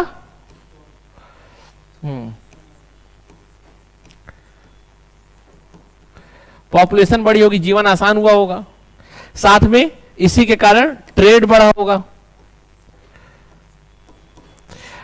तो कई नई नई चीजें बाहर आई होंगी कि यार ये तो पता ही नहीं था ऐसा भी होता है, पता चला पैसा आया होगा, कैसे बटे, किसके पास रहे। साथ में जब एग्रीकल्चर बढ़ेगा, ट्रेड बढ़ेगा, तो सुरक्षा का भाव भी, सुरक्षा भी चाहिए भाई अब ज्यादा। और एक चीज और आया होगा उभर के, उसको कहते हैं स्पेशलाइजेशन, विशेषज्ञता। मतलब कोई सुरक्षा करे, कोई उत्पादन करे, है ना, और कोई स्पेशलाइजेशन, मतलब हर काम एक इंसान नहीं करेगा, कोई कुछ करेगा, कोई कुछ करेगा, क्योंकि अब ट्रेड शुरू हो चुका है। समझना मेरी बात को, सरप्लस आया, उससे ट्रेड शुरू हुआ। ट्रेड की सबसे बड़ी खासियत क्या होती है कि मैं एक काम कर लेता हूं, जैसे मान लो मैं बहुत सारे चावल उगा लूंगा, तुम दाल उगाना, हम दोनों बदल लेंगे। तो मुझे चावल उगाने में स्पेशलाइजेशन होगा, तुम्हें दाल में, तुम्हें भी आसानी होगी, मुझे भी आसानी होगी, हम बदल लेंगे, दोनों को आसानी रहेगी। हाँ बाट, तो ट्रेड शुरू हुआ होगा, ट्रेड के कारण स्पेशलाइजेशन का संबंध है। फिर सुरक्षा तुम करना, हम तुम्हें अपना दाल चावल दे देंगे, तुमसे हमें सुरक्षा मिलेगी। तो इस तरह ये सब चीजें सभ्यता में आएंगी, क्योंकि अब हम देखो स्ट्रक्चर्ड ऑर्गेनाइजेशन तो छोटा सा रहा होगा, लेकिन अब उससे भी विशाल रूप में जो ऑर्गेनाइजेशन था विशाल भी हो गया, समझ रहे हो, उसकी आकार भी बढ़ा होगा और साथ में उसकी गुणवत्ता भी बढ़ी होगी। आकार क्यों बढ़ा? खेती हुई होगी, बड़ा एरिया कब्जा लो, क्योंकि ज्यादा से ज्यादा खेती करने में आसानी होगी, ठीक है। साथ में और याद रखना कि दो चीजें बढ़ रही हैं, जो रहने वाले लोग थे उनकी संख्या भी बढ़ रही है, आकार बड़ा हो रहा है, साथ में उनके अंदर कॉम्प्लिकेशन भी आ रहा है, कॉम्प्लिकेटेड हो रहा है, मतलब ट्रेड कौन करेगा, ये कौन करेगा, और इस तरह जो चीजें डेवलप हुई उसी को कहते हैं सभ्यता। और चूंकि खेती सबसे मेन था और खेती के लिए सबसे इंपॉर्टेंट होती है सिंचाई, सिंचाई होती है नदियों से, क्योंकि उस समय कोई ऐसा तो था नहीं कि मोटर लगा हो, है ना। तो सब सभ्यताएं नदियों के किनारे हुई। नदियों से दो फायदे हुए, एक तो ले जाना और आना भी आसान हुआ, क्योंकि उससे व्यापार भी हो सकता था, इरिगेशन भी हो सकता था। समझ में आ रही बात कि नहीं आ रही? और रिलीजन भी यहां रहा होगा, क्लियर। तो इस तरह से सभ्यताएं बनी होंगी, राइट्स एंड ड्यूटी का डिस्ट्रीब्यूशन। और स्टेट अब आ चुका, क्यों? एक प्रकार से क्योंकि बड़े एरिया को चलाने के लिए किसी एक के पास पावर होगी और वही सब कुछ देखता होगा। तो धीरे धीरे आप समझ रहे हो ना, जो स्टेट का कॉन्सेप्ट आ रहा है कि नहीं आ रहा? समझ में आ रही बात कि नहीं आ रही? अभी धीरे धीरे, एक दिन में नहीं आके जोड़ा गया, ऐसे पकड़ लिया होगा, ठीक है। धीरे धीरे चीजें चलेंगी, अभी समझो। अभी रिलीजन चल रहा होगा, सबके अपने अपने पर्सनल जीवन में होगा, या थोड़ी बहुत उसका इंपैक्ट होगा, अभी इतना ज्यादा उस पर ध्यान नहीं दिया गया, अभी तो बेसिक चीजें हो रही हैं। यहां तक बात समझ में आ गई? क्यों सुधांशु जी? अब आते हैं हम किसमें? Fourth phase. फोर्थ फेज क्या है? एम्पायर, साम्राज्य का युग। हाँ बिल्कुल आ गया होगा, रिश्तेदारी, परिवार, सब कुछ होता होगा। किनशिप तो रहते रहते बढ़ ही जाएगा ना, अब तो दिन भर ही वहीं रहना है, ठीक। अब एम्पायर क्या? अब हम पढ़ रहे हैं एम्पायर मतलब बड़े बड़े एरिए। अब देखो एक बात समझना कि दो तीन चीजें खोज हो गई होंगी। अब आपका कहोगे एम्पायर मतलब क्या है, तो याद रखना बड़ा एरिया, है ना। पता चला पहले पहले जो छोटे छोटे थे वो सबको मिला के एक कर देना, ठीक है। तो ये कैसे हुआ होगा? तो इसमें सबसे मेन चीज क्या था? एक तो देखो आयरन, लोहे की खोज। लोहे की खोज से क्या हुआ कि आपके औजार अच्छे हो गए, तो आप नई नई जगह इन्वेजन करने लगे। समझ में आ रहा? औजार अच्छे होंगे तो आप कहीं जाओगे तो उसको साफ करके वहां रहना चालू कर दोगे। और देखो हम लोग जो बॉलीवुड की मूवी में देखते थे ना एम्पायर, वैसा एम्पायर मत सोचना कि है ना। अगर आपको ये सब देखना है तो आप भारत की खोज, एक एपिसोड आता है दूरदर्शन में, वो देख सकते हो, उसमें आपको सब चीजें दिखेगी। हाँ हाँ मुझे पता है, ठीक है, वकील तुरंत बोलती है ना, ठीक है। तो आयरन से युद्ध भी लड़ना आसान हुआ होगा, युद्ध भी लड़े गए होंगे, एरिया और फैला होगा। अब यहां एक चीज मैं बताना ये चाह रहा हूं कि जो थर्ड और फोर्थ फेज है, थर्ड और फोर्थ, इनके बीच में समझना, अभी फोर्थ फेज मतलब अंपायर वाला और थर्ड फेज मतलब सिविलाइजेशन, इसके बीच में एक फेज है। वो फेज ऐसा है ना कि स्टेट अपने फॉर्म में आ रहा है। तो स्टेट जो अपने फॉर्म में आ रहा है वो कहीं एक सा नहीं है, सब जगह अलग अलग है। कहीं पूरी तरह से डेमोक्रेसी है, समझ आ रहा है कि सब कोई आपस में मिलके बात करते हैं और डिसीजन लेते हैं। कई जगह मोनार्की है, कोई एक आदमी डिसीजन ले लेता है, आदमी या महिला जो भी हो, वो बात करते हैं। कई जगह ऐसा हो सकता होगा धर्म के नाम पे बात होती होगी। तो सब अलग अलग था। जैसे मैंने बताया था कि मान लो यही 1000 बच्चों की क्लास हो, 50-50 बच्चे किसी गेम को खेले तो अलग अलग खेलते रहेंगे, अपने अपने नियम बना लेंगे और चालू कर लेंगे। लेकिन धीरे धीरे क्या होगा, एक दूसरे से सीखेंगे, यार उनके नियम बहुत अच्छे हैं तो उसको अडॉप्ट कर लेंगे, उसके नियम अच्छे, और एक समय बाद ऐसा है कि सबके नियम कैसे हो जाएंगे, एक से। तो ये वही है कि अभी शुरुआती अवस्था में तो आपको सब चीजें मिलेगा, और यहां पर कुछ ना कुछ रोल ज्योग्राफी का था। जैसे मान लो कोई ऐसा एरिया है जहां पर बहुत पहाड़ी नदी है और एक छोटी कम्युनिटी दूसरे कम्युनिटी से नहीं मिल पाती, तो छोटी छोटी कम्युनिटी क्या बन जाएंगी, अपना एक कंप्लीट यूनिट बन जाएगी और अपना शासन करने लगेंगी, जैसे एथेंस में होता था।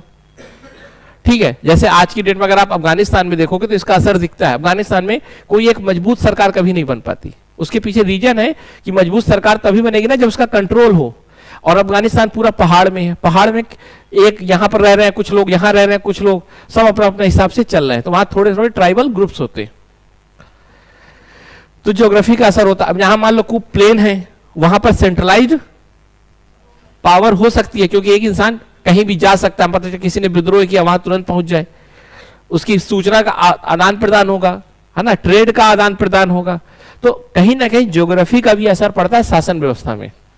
ये बात अपने दिमाग में बैठा लेना कि सेंट्रलाइज्ड सिस्टम वही होगा जहां पर प्लेन, मतलब डाइवर्सिटी कम हो, प्लेन एरिया हो, है ना, एक्सेसिबल हो हर चीज, ठीक है। लेकिन यहां पर डाइवर्सिटी हो बहुत ज्यादा, वहां बहुत मुश्किल होगा यूनिटरी सिस्टम लाना। मेरी बात समझ में आ रही? तो ज्योग्राफी किससे रिलेटेड है? पॉलिटी से। शासन व्यवस्था भौगोलिक व्यवस्था के आधार पर निर्धारित होनी चाहिए। ये भी अगर कभी आपसे कोई पूछे तो इसको आप लिख सकते हो। आने वाले में यूपीएससी बहुत बेसिक आइडिया पे सवाल करेगा, ठीक है, ना कि इवेंट बेस्ड कोई बात करेगा। और आज भी यूपीएससी बेसिक आइडिया पे ही बात करता है, ठीक है, क्योंकि हम आइडिया कम पढ़ते हैं, क्योंकि आइडिया सुनने में पढ़ने में मजा नहीं आती, या पढ़ाने वाला अच्छा नहीं होता, शायद ये भी हो सकता है, क्योंकि मुझे लगता है आइडिया पे ही मजा आती है। पर तनु को जिससे नींद आ रही है तो मुझे भी अपने ऊपर सवाल उठ रहे हैं, ठीक है।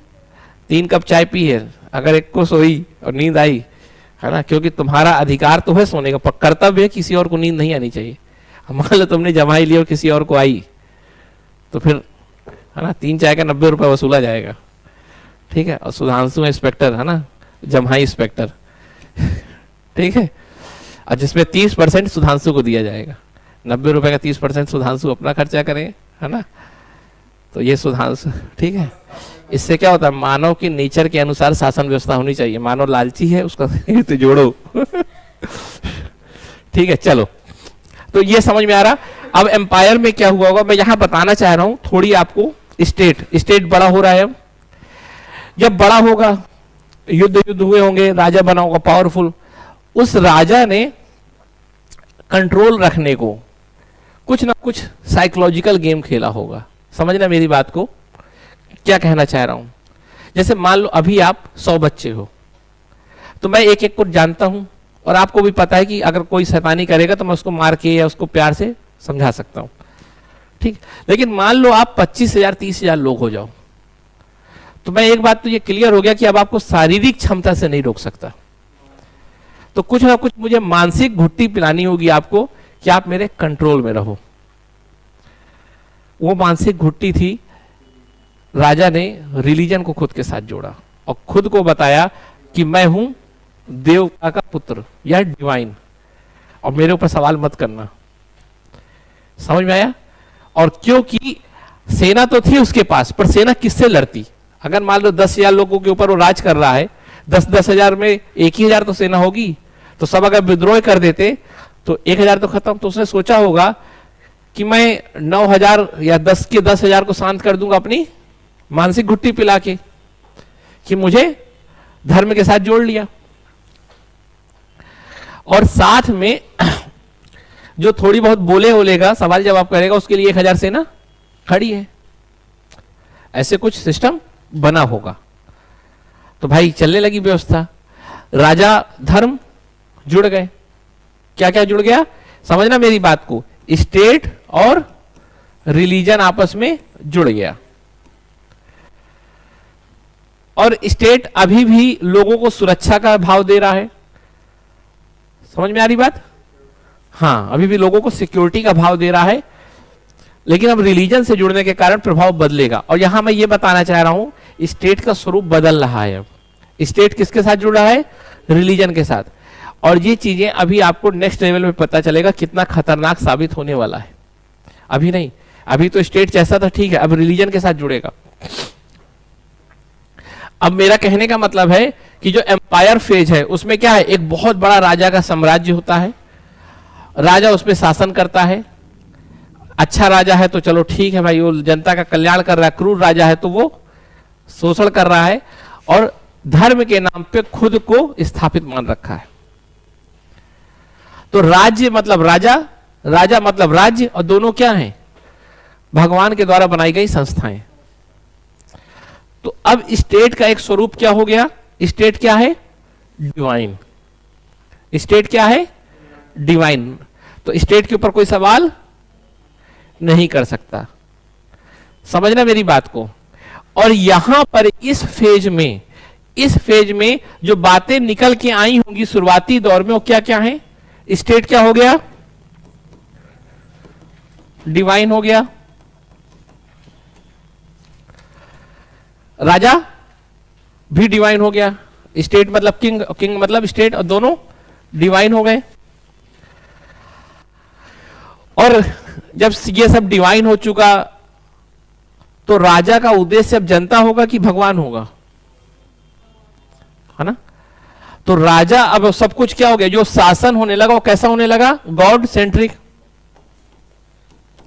या that world centric, that world centric. अब हर चीज जो थी वो किसको केंद्र में रखे हो रही है, भगवान को।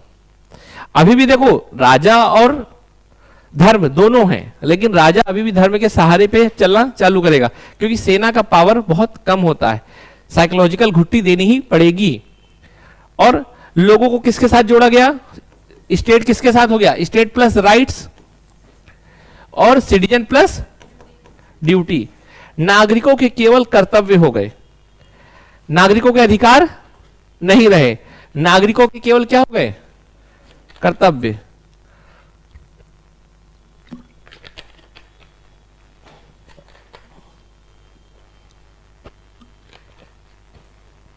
और स्टेट के अधिकार, और एक बात समझो, स्टेट ईश्वर की संरचना है, तो सारे अधिकार जो लोगों को मिलते भी हैं, सिटीजन्स को, वैसे तो मिलते नहीं हैं, थोड़ी बहुत जो मिलते हैं वो स्टेट ये कहता है कि हम दे रहे हैं।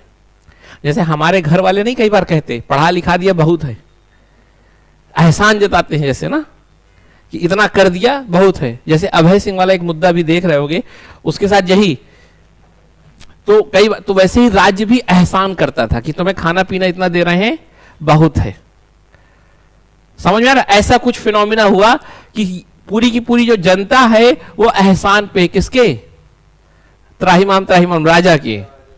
और राजा मतलब ईश्वर के, क्योंकि ईश्वर तक लिंक तो है नहीं, लिंक किससे है, राजा से। तो अगर भाई सब कुछ मिल रहा है ईश्वर से, लेकिन कब मिलेगा, जब राजा को खुश रखोगे। और इस तरह से चीजें चलने लगी होंगी। ये एक ऐसा, अब देखो स्टेट का स्वरूप बदला है तो मोनार्की, लेकिन मोनार्की में वो किस फेज में जा रहा है। देखो जब शुरू में राजा छोटा छोटा एरिया में कवर करता रहा होगा, तब जनता की बात सुनता भी रहा होगा थोड़ी बहुत, लेकिन धीरे धीरे राजा बदला होगा। अब देखो एक बात और समझो, राजा को मजा भी आने लगा होगा शासन करने में, अब पावर मिल गई होगी, है ना। शुरुआत तो बिल्कुल, शुरुआत जब हुई होगी तो बहुत राजा की शुरुआत ऐसे नहीं जैसे आज है।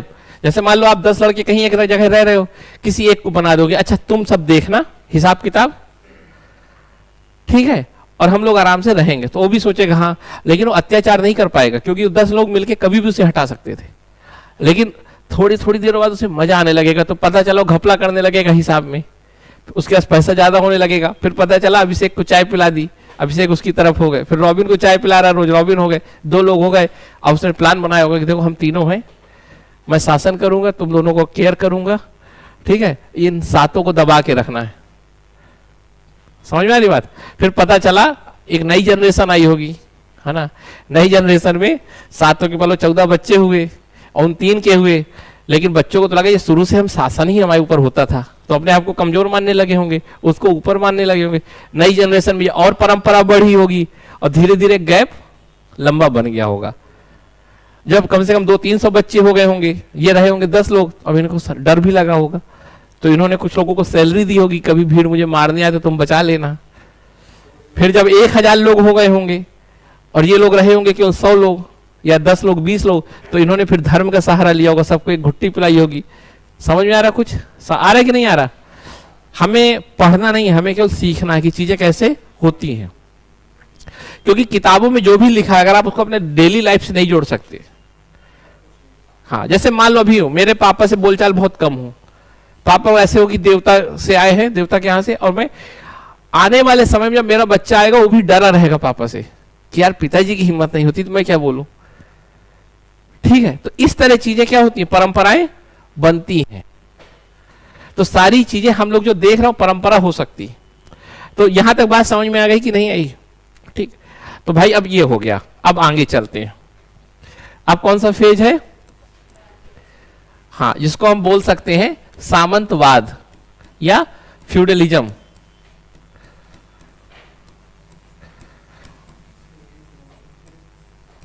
फ्यूडलिज्म, अब देखो फ्यूडलिज्म का मतलब है कि अब कोई एक साम्राज्य नहीं, जैसे मान लो पहले पूरा साम्राज्य था, ठीक है, बहुत स्ट्रक्चर्ड था, बहुत सेंट्रलाइज्ड था। क्या था? सेंट्रलाइज्ड। सबसे मेन चीज थी इस सिस्टम में एक्सट्रीम सेंट्रलाइजेशन। क्या? अति केंद्रीकरण। सारी चीजें कहीं एक जगह से कंट्रोल होती हैं। सेंट्रलाइज का मतलब होता है किसी एक जगह से सब कुछ कंट्रोल होना। जैसे मान लो आपके परिवार में हर चीज दादा निर्धारित करे, दादी निर्धारित करे, वो सेंट्रलाइज है कि पता चला दादा दादी के 4 बेटे 4 बहुएं हैं, लेकिन सब कुछ दादा दादी निर्धारित कर रहे हैं कि बच्चे कहां पढ़ेंगे, कहां खेलेंगे, किसकी शादी में जाना, किसकी नहीं जाना, कौन सा कपड़ा खरीदना, कौन सा नहीं खरीदना, कौन सा गहना लेना, कौन सा नहीं लेना, आज सब्जी क्या बनेगी क्या नहीं बनेगी, बाहर से ऑर्डर होगा कि नहीं होगा। पता चला मम्मी ऑर्डर कर दो, बाबा से पूछ के आओ। होता है ना? जैसे हमारा एक मित्र था, उसके घर में 2 गेट थे। मैं आपको बताऊं, जैसे मान लो एक गेट पीछे से था, एक आगे से, तो आगे दादाजी हमेशा बैठे रहते थे, बुजुर्ग आदमी हमेशा।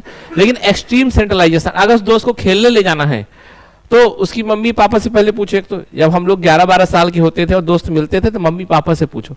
उनका एक नियम और होता था कि पहले बाबा से पूछो। तो हम लोग आते भी थे ना तो पीछे की गेट से आते थे कि ये शख्स ना दिखे, क्योंकि पहला सवाल होगा पढ़ाई कैसी चल रही। ठीक है, तो सेंट्रलाइज बहुत ज्यादा होती है चीजें। सेंट्रलाइज मतलब एक जगह से कंट्रोल हो, है ना। और डिसेंट्रलाइज मतलब सबसे पूछा जा सकता है। जैसे मान लो बाबा से नहीं पूछो कि सब्जी कौन सी बननी हो, चारों भाई कोई बहू बता दे, क्या बता दे, कुछ चीजें बाबा से पूछी जा सकती हैं, बस ऐसा हो सकता है। तो इस समय जो सिस्टम था, ये जो फेज था एम्पायर वाला, ये कैसा था? Extreme centralise. सारी चीजें कहां थी? एक जगह थी। तो स्टेट कैसा था? सेंट्रलाइज था। क्लियर हो गई बात? लेकिन आगे अब देखो, सेंट्रलाइज्ड चीजें ज्यादा समय तक नहीं चलती, तभी तक चलती हैं जब तक सेंटर में बैठा इंसान बहुत दिमाग से तेज हो। यह नियम होता है। जब भी कोई सेंट्रलाइज्ड इंस्टीट्यूशन होगा तो किसी व्यक्ति पे आधारित होगा। अगर वो व्यक्ति गया तो सारा सेंट्रलाइज सिस्टम टूट गया। अब देखो हुआ क्या होगा, कभी ये कमजोर हो गया होगा और सारी चीजें आपस में टूट गई। और ये छोटे देखो समझना, पहले सेंटर में कौन थे? 2 लोग थे, एक तो किंग था और क्या था? रिलीजन था। 2 लोग थे और सब जगह पावर रखी थी। अब किंग कमजोर हो गया। जैसे ही किंग कमजोर हुआ मान लो, तो ये सब जो छोटे छोटे अधिकारी थे अपने अपने एरिया की, जो पहले राजा के लिए अकाउंटेबल होते थे, डरते थे कि राजा के खिलाफ कुछ किया तो राजा आके तहस नहस कर देगा, तो इन्हें पता चल गया राजा है कमजोर, और इन सब ने कर दिया राजा के खिलाफ विद्रोह किया। हम तुम्हारी बात नहीं मानेंगे, ये आज से हमारा एरिया हम चलाएंगे, ये हमारा एरिया हम चलाएंगे, ये हमारा एरिया हम चलाएंगे। और इस तरह जो स्थानीय लोग पहले थे पावरफुल, वो सामंत के तौर पे इस्टेब्लिश हो गए। यहां तक बात समझ में आ गई? ठीक है। और अब इसका रोल नहीं रहा, इसका रोल हो गया, क्योंकि ये तो तभी ये लोगों के, देखो राजा किससे रोकता था? पावर से, शारीरिक क्षमता से, डंडे से। लेकिन ये किससे रोकता था? डर से, मानसिक। कौन ज्यादा पावरफुल? ये रहा। क्योंकि इसका तो रोल कम हो गया, इसकी सेना वेना सब खत्म, कम हो गई, इसका प्रभाव कम नहीं हुआ। और याद रखना, अब रिलीजन क्या हो गया? पावरफुल। यही है डार्क एज। और जब भी रिलीजन पावरफुल होगा तो क्या होगा? आप समझो, स्टेट कैसा चल रहा है? पूरा का पूरा रिलीजन बेस्ड, है ना। बोर तो नहीं हो रहा है ना? आराम से पढ़ रहे हो ना? लंबा चलेगा बहुत, अभी पेशेंस रखना आप, ठीक है। जब तक मैं ना कहूं जाना नहीं, तुम बात कर लिया जाएगा, है ना, पढ़ो आराम से अब, ठीक है। आज खत्म होगा पूरा और लंबा समय लग सकता है अभी, ठीक। तो आज आप लोगों के अधिकार कम किए जाते हैं, है ना,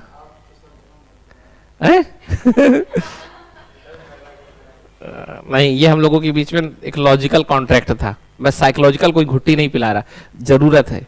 ये नहीं कह रहा कि ईश्वर नाराज हो जाएगा अगर आज चले गए, नहीं, मैंने कब कहा, है ना, नहीं, मैंने तुम लोगों को इतना लॉजिकल बना दिया कि अब धर्म का स्पेस जहां नहीं आएगा इस क्लास में, ठीक है। चलो अब समझो, है ना, ये सब बोला करो, जिससे चीजें सीखोगे। तो क्या हुआ कि अब यहां पर चीजें ऐसे हो गई। अब ये सब फ्यूडल चलाने लगे। अब देखो ये सब बहुत शोषण करेंगे, है ना, और धर्म के नाम पे करेंगे। और धर्म की एक खासियत है, धर्म ये मानता है कि सारी रचना किसने की, ईश्वर ने। ईश्वर से ज्यादा जानकार कोई है नहीं। तो ये बताओ, ईश्वर का दिमाग लगे कि लोगों का दिमाग चले? शासन किसके दिमाग से होना चाहिए, ईश्वर का कि लोगों के दिमाग से? ईश्वर। ये बताओ, घर में पिताजी और माताजी क्या बोलते हैं, तुम्हारे ज्यादा दिमाग है? क्योंकि वो कहते हैं कि अब हम पढ़े लिखे तुमसे ज्यादा हैं, ज्यादा जानते हैं, तो हमारी बात मानो। तो सोचो, अगर हम ईश्वर के बेस पे कहें कि ईश्वर तो सबसे जानकार है, तो इंसान के दिमाग से शासन व्यवस्था चलाए कि ईश्वर के नाम से? समझ में आई बात? तो फिर किसी और का दिमाग लगाने का कोई हक, बोलने का हक ईश्वर पे सवाल नहीं उठेगा, क्योंकि उससे ज्यादा दिमाग नहीं है भाई। अच्छा, पापा से बहस करते हो, होता है ना, क्यों ये बोला जाता है? तुमसे ज्यादा जानकार है। और जो जानकार हो, तो ईश्वर से कैसे बहस कर सकते हो? जब पापा से बहस करने की परमिशन नहीं, तो ईश्वर से कैसे हो सकती है? तो पूरा का पूरा समाज क्या हो जाएगा? हाँ, गॉड इज ऑलवेज राइट। जैसे पापा सही है तो गॉड भी सही है। ऐसे ही कुछ बना होगा ना। और किसी को बोलना नहीं देंगे, जब बोलोगे नहीं, विचार नहीं आएंगे। क्योंकि मनुष्य जब सोता है, तो सोने का मतलब क्या, उसका दिमाग, यही ना। तो अंधेरा हो चुका। देखो, प्रकाश का मतलब, रोशनी का मतलब ज्ञान से होता है। जैसे मान लो अभी मैं लाइट बंद कर दूं, तो आप इससे टकरा जाओगे, आपको नुकसान होगा, क्योंकि आपको ये नहीं पता था यहां है। तो सही और गलत की जानकारी ना होना ही अंधकार होता है। तो वैसे ही उस युग में हम सब ने अपनी आंखें बंद कर ली, सोचना बंद कर लिया, सही गलत पे बात करना बंद कर दिया, क्योंकि हमने ये मान लिया कि सब सही गलत ईश्वर बताएगा चर्च के थ्रू, या जो भी धर्म का था। यहां तक बात समझ आ रही? ठीक है, हम सब ने आंखें बंद कर ली है, अब अपना दिमाग नहीं लगा रहे। हम लोग किस एज में आ गए? अंधकार युग में। और सब कुछ कैसे चलने लगा? फेथ बेस्ड, लॉजिक का कोई रोल नहीं। तो यहां जो सामंतवाद, ये एरा है, इस एरा के अगर आपसे मैं फीचर पूछूं तो क्या होंगे? पहला फीचर फेथ हो जाएगा, लॉजिक का रोल खत्म। फिर है ना, सब कुछ कैसा होगा? That world base. That world मतलब पारलौकिक, ठीक है। हर चीज रिलीजन से जुड़ा होगा, रिलीजन सबसे पावरफुल होगा, है ना। रिलीजन प्लस स्टेट का नेक्सस पूरा मजबूत होगा। अब रिलीजन की मान्यताएं ही प्रमुख होंगी। और रिलीजन की मान्यता क्या है कि मनुष्य का जन्म कैसा हुआ है? मनुष्य मूलतः पापी है, पाप किया है, यहां पर नरक भोगने आया है, और सुधर के स्वर्ग जाएगा। नहीं सुधरा तो फिर नरक फिर भेज दिया जाएगा, या जो भी हो। तो बेसिकली मनुष्य को कैसा माना गया? निम्नतम, निम्न कोटि का पापी। तो कैसी निराशावादी अप्रोच होगा? कैसा होगा? इस दुनिया के प्रति कैसा होगा? निराशावादी, है ना। तो पैसिमिस्टिक होगा, निराशा ज्यादा होगी इस दुनिया को लेके। देखो, ये पूरी की पूरी जो बात मैं कह रहा हूं, इसमें पॉलिटिकल साइंस कुछ कम दिख रहा होगा, लेकिन कहीं ना कहीं जब आप फ्यूचर में पढ़ोगे तो आपको सब चीजें समझ में आएंगी। यहां नहीं, अब इससे जो नेक्स्ट हम स्लाइड पढ़ेंगे तब इसका रोल समझ में आएगा, है ना। ठीक है, जैसे मान लो घर में है, मम्मी बार बार समझा रही हैं कि बेटा ज्यादा मत बोलो, ज्यादा मत बोलो। आपको क्या हुआ? और इतने में आगे पापा ने कस के धुन दिया, तो मम्मी ने इसीलिए समझा रहे थे कि पापा बगल में बैठे, है ना। तो कुछ ज्ञान दूसरे ज्ञान से जुड़ा होता है, तो इसलिए भरोसा रखो। यहां अगर समझ में नहीं आ रहा तो नेक्स्ट स्लाइड से ये कनेक्टेड हो जाएगा, ठीक है। जैसे मैं कह रहा हूं अभी पढ़ो, नहीं पढ़ोगे तो जो नेक्स्ट स्लाइड होनी होगी कल, वो फिर समझ वाली बात बताते हैं जो धर्म में लिखा होगा। ठीक है, जब मना ही दिया है मुझे पापी तो मैं देखता हूं, ठीक है। तो समझ में आ गई बात, क्लियर हो गई। इस तरह से जो स्टेट है वो कैसा हो रहा है, धर्म के आधार पे चल रहा है, लोगों को कोई अधिकार नहीं है, और लोगों को वेलफेयर नहीं कर रहा, लोगों को क्या कर रहा है, सुधार रहा है। देखो वेलफेयर मतलब अलग होता है, सुधारना अलग होता है। सुधारा दंड देके जाता है, वेलफेयर मतलब ऊपर उठाना, उनका कल्याण करना। तो इस तरह का सिस्टम बना होगा, और सारी चीजें कैसी हो गई होंगी, ऑर्थोडॉक्स, रुकी हुई हो गई होंगी, क्योंकि कोई नया विचार आएगा ही नहीं। यहां तक बात समझ में आ गई कि नहीं आई। और यही डार्क एज है। तो डार्क एज में अगर आपसे पूछे स्टेट कैसा है, तो रिलीजन के साथ एक उसका नेक्सस है। स्टेट का रोल दिस वर्ल्ड ओरिएंटेड नहीं है, दैट वर्ल्ड ओरिएंटेड है ना। स्टेट पूरे को पूरा राइट, सोर्स ऑफ राइट है, सारे अधिकारों का स्रोत माना जाएगा, लोग उसके एहसानों पे रहेंगे। स्टेट पावरफुल होगा, स्टेट एंड होगा, ह्यूमन बीइंग मीन्स होगा, साधन होगा। हाँ, संजना को शब्द याद हो गए, है ना, ठीक है। समझ में आ रहा, क्लियर। अच्छा, यूपीएससी तुम्हारे लिए एंड है कि मीन्स है? यही गलती है। हम लोग ना जो मिडिल क्लास वाले होते हैं यूपीएससी को एंड बना लेते हैं, एंड बनाते हैं जब टेंशन हो जाती है बहुत, तो फिर क्या है ना, बहुत प्रेशर में आ जाते हैं। उसको मीन्स ही रखना, एंड हमेशा संजना है, संजना ही रहनी चाहिए, है ना। अभिषेक है, अभिषेक रहना चाहिए। जैसे अभिषेक के लिए क्या पढ़ाई मीन्स है, अभिषेक से ऊपर नहीं है। अभिषेक को कुंभ जाना है तो कुंभ जाएगा, 4 दिन रहना है 4 दिन रहेगा, क्योंकि 144 साल बाद आया है, फिर तो आना नहीं है ना। अगले 144, ठीक है। तो अब समझ में आ रही बात कि नहीं आ रही। अभिषेक की तरह बनो, जीवन का आनंद लो, बाकी सब चीजें मीन्स रखो, ठीक है। चलो आगे चलते हैं, ठीक है। इस बातों से दोनों तरह का प्रभाव पड़ना चाहिए। अभिषेक के ऊपर अभिषेक को जो सिखाना चाह रहे थे, तुम्हारे ऊपर तुम्हारी तरह, तो एक तीर से 2 निशाने, ठीक है। समझ में आ गई बात यहां तक। अब चलते हैं नेक्स्ट फेज में। नेक्स्ट फेज क्या है? हाँ, अच्छा ठीक है। अभी हमने जो पुरानी स्लाइड पढ़ी वो बेसिकली क्या थी, 500 कॉमन एरा से लेकर 13 सेंचुरी तक। याद रखना, जो हमने अभी पुरानी स्लाइड पढ़ी वो कहां की है, यूरोप की। याद रखना, ये यूरोप का स्टोरी बताई थी मैंने अभी। हाँ, लेकिन इसी समय पैरेलल एक नई स्टोरी भी चल रही थी, हाँ, अरब की, इस्लाम का उदय, ठीक है। हाँ, आधा हिंदी आधा इंग्लिश चलेगा, इस्लाम का उदय। अब आप कहोगे ये क्यों पढ़ा रहे हो, तो समझो, है ना। यहां पर क्या चल रहा है, हाँ, यूरोप का डार्क एज।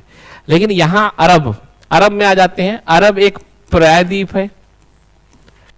वहां पर क्या था समझना, छोटे छोटे ट्राइबल्स ग्रुप थे, जिसके बीच में बहुत ज्यादा इनइक्वालिटी थी, है ना। पॉलीथीज्म था, मतलब बहुदेववाद, कोई ईश्वर को, कई सारे ईश्वर थे। इनइक्वालिटी बहुत ज्यादा थी, और जहां इनइक्वालिटी होगी वहां शोषण होगा, एक दूसरे का शोषण कर रहे थे। यहां इनइक्वालिटी होगी, शोषण होगा, वहां पर कभी एकता नहीं होगी, और अन्याय खूब होगा।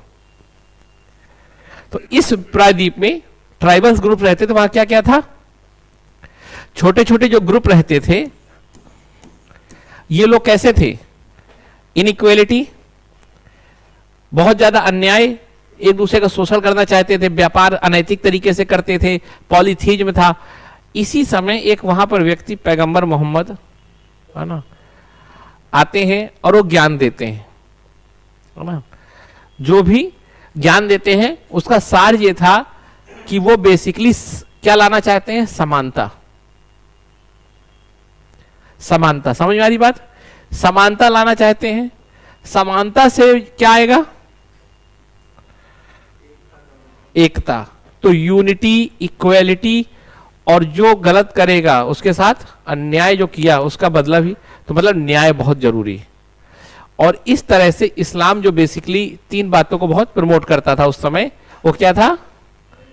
यूनिटी और इक्वलिटी और जस्टिस, न्याय।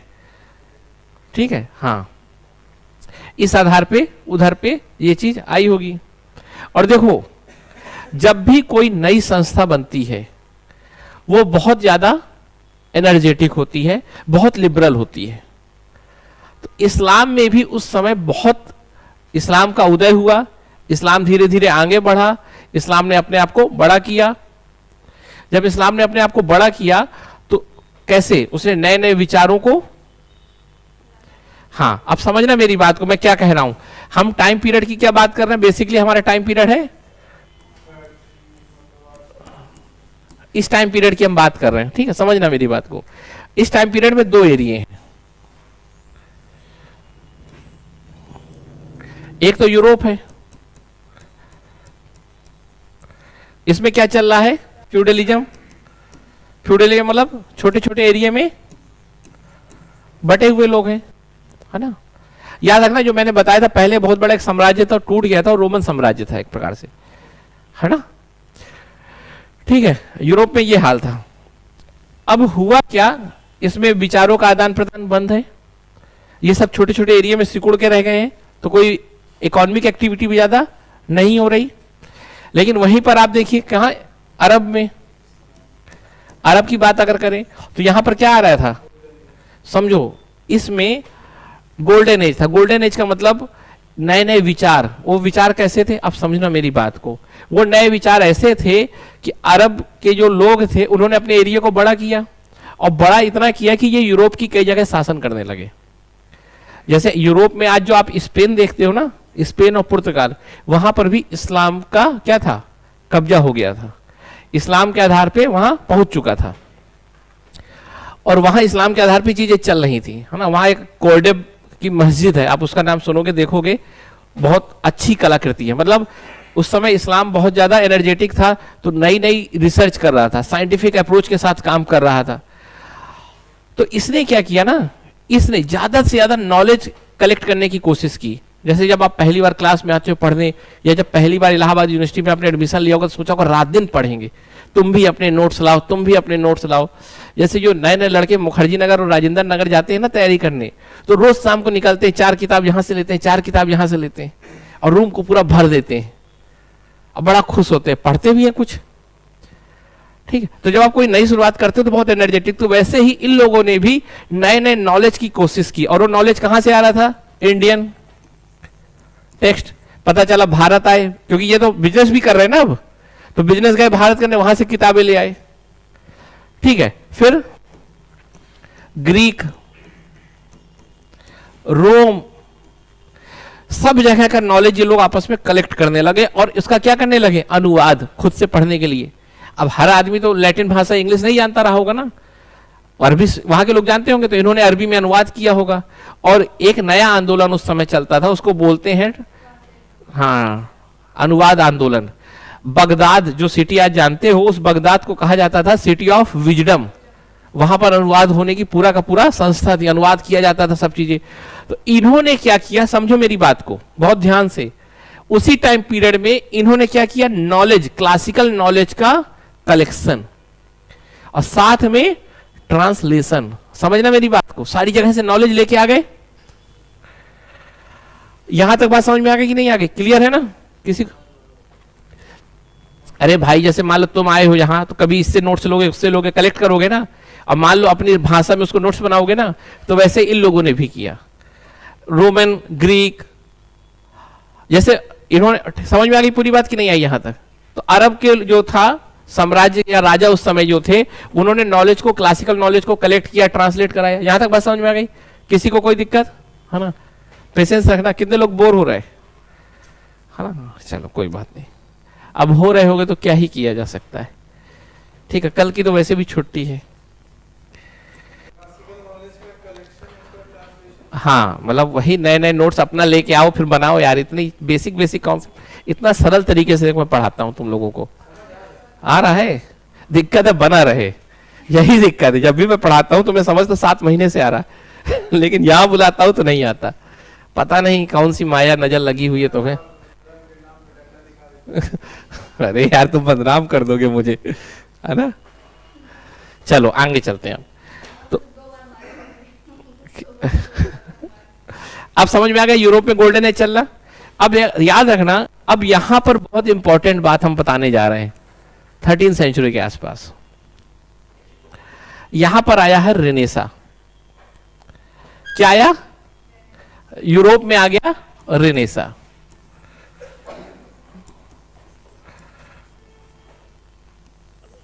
और रेनेसा का मतलब बस इतना जान लो, क्या?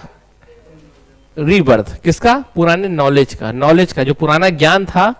पुराना ज्ञान कौन सा था? पुराना ज्ञान, ये वाली स्लाइड फिर आओ।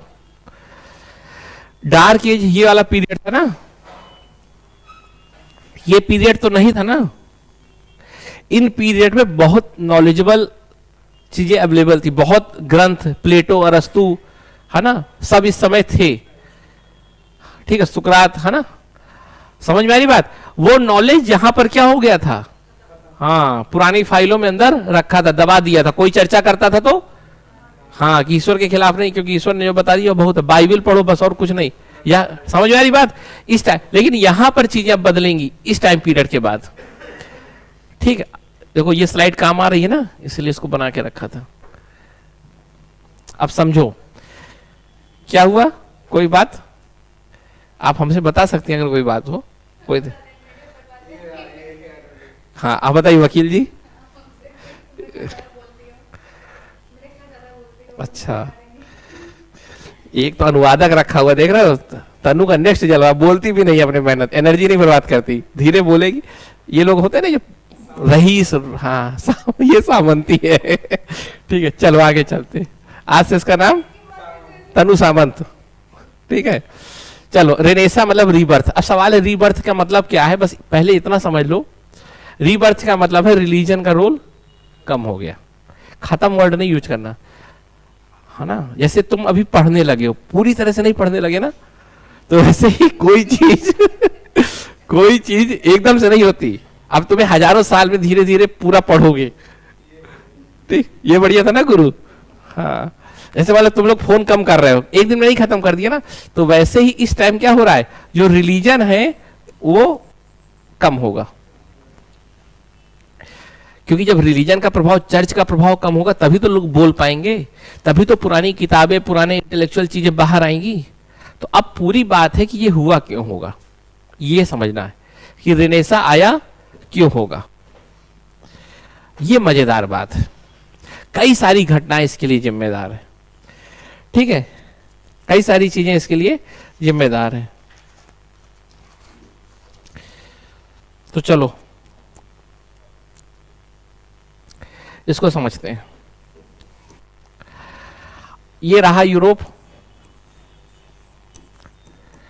ये रहा अरब। देखो मैं अरब इसलिए बता रहा हूं, बाकी भी रोल है, लेकिन मेनली इसका भी थोड़ी रोल है। उस समय ये भी एक नई घटना थी, तो इसका भी रोल है, वो समझना। अच्छा, अब एक सवाल बताओ। जैसे मान लो सुधांशु पहले बहुत अच्छा पढ़ता था, अब कम कर रहा है पढ़ाई, तो उसके पीछे क्या कारण होंगे? हाँ नहीं, सही बता रहा है, लेकिन अब इसको आइडिया पे बदलो, इसको आइडिया में बदलो। दो कारण होंगे। क्यों सुधांशु? एक कारण तो सुधांशु से जुड़ा होगा और एक कारण उसके बाहर जुड़ा होगा। जब भी कोई फिनोमिना होता है, एक आंतरिक कारण होता है, एक बाह्य कारण होता है ना। तो वैसे ही अगर यूरोप में रेनेसा आया, आप कहोगे यूरोप का रेनेसा हम क्यों पढ़ रहे हैं? इसलिए पढ़ रहे हैं कि पॉलिटिकल साइंस में जितने भी बड़े चेंज आए, ये माना जाता है रेनेसा के ही कारण आए यूरोप में, ऐसा माना जाता है ना। इस पे भी बाद में सवाल करेंगे। ठीक है, तो क्यों आया? तो दो कारण होंगे। एक तो यूरोप से जुड़ा हुआ कारण होगा, उसके अंदर का मैटर, और दूसरा, अच्छा यहां पर जो चर्च का रोल ज्यादा था वो क्यों था?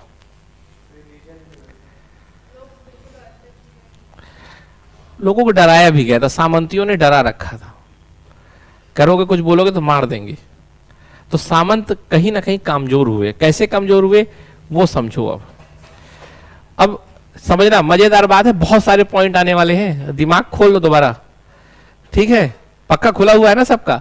और यूपीएससी के लिए नहीं पढ़ना, अभी नॉलेज के लिए पढ़ना है। चालू करें?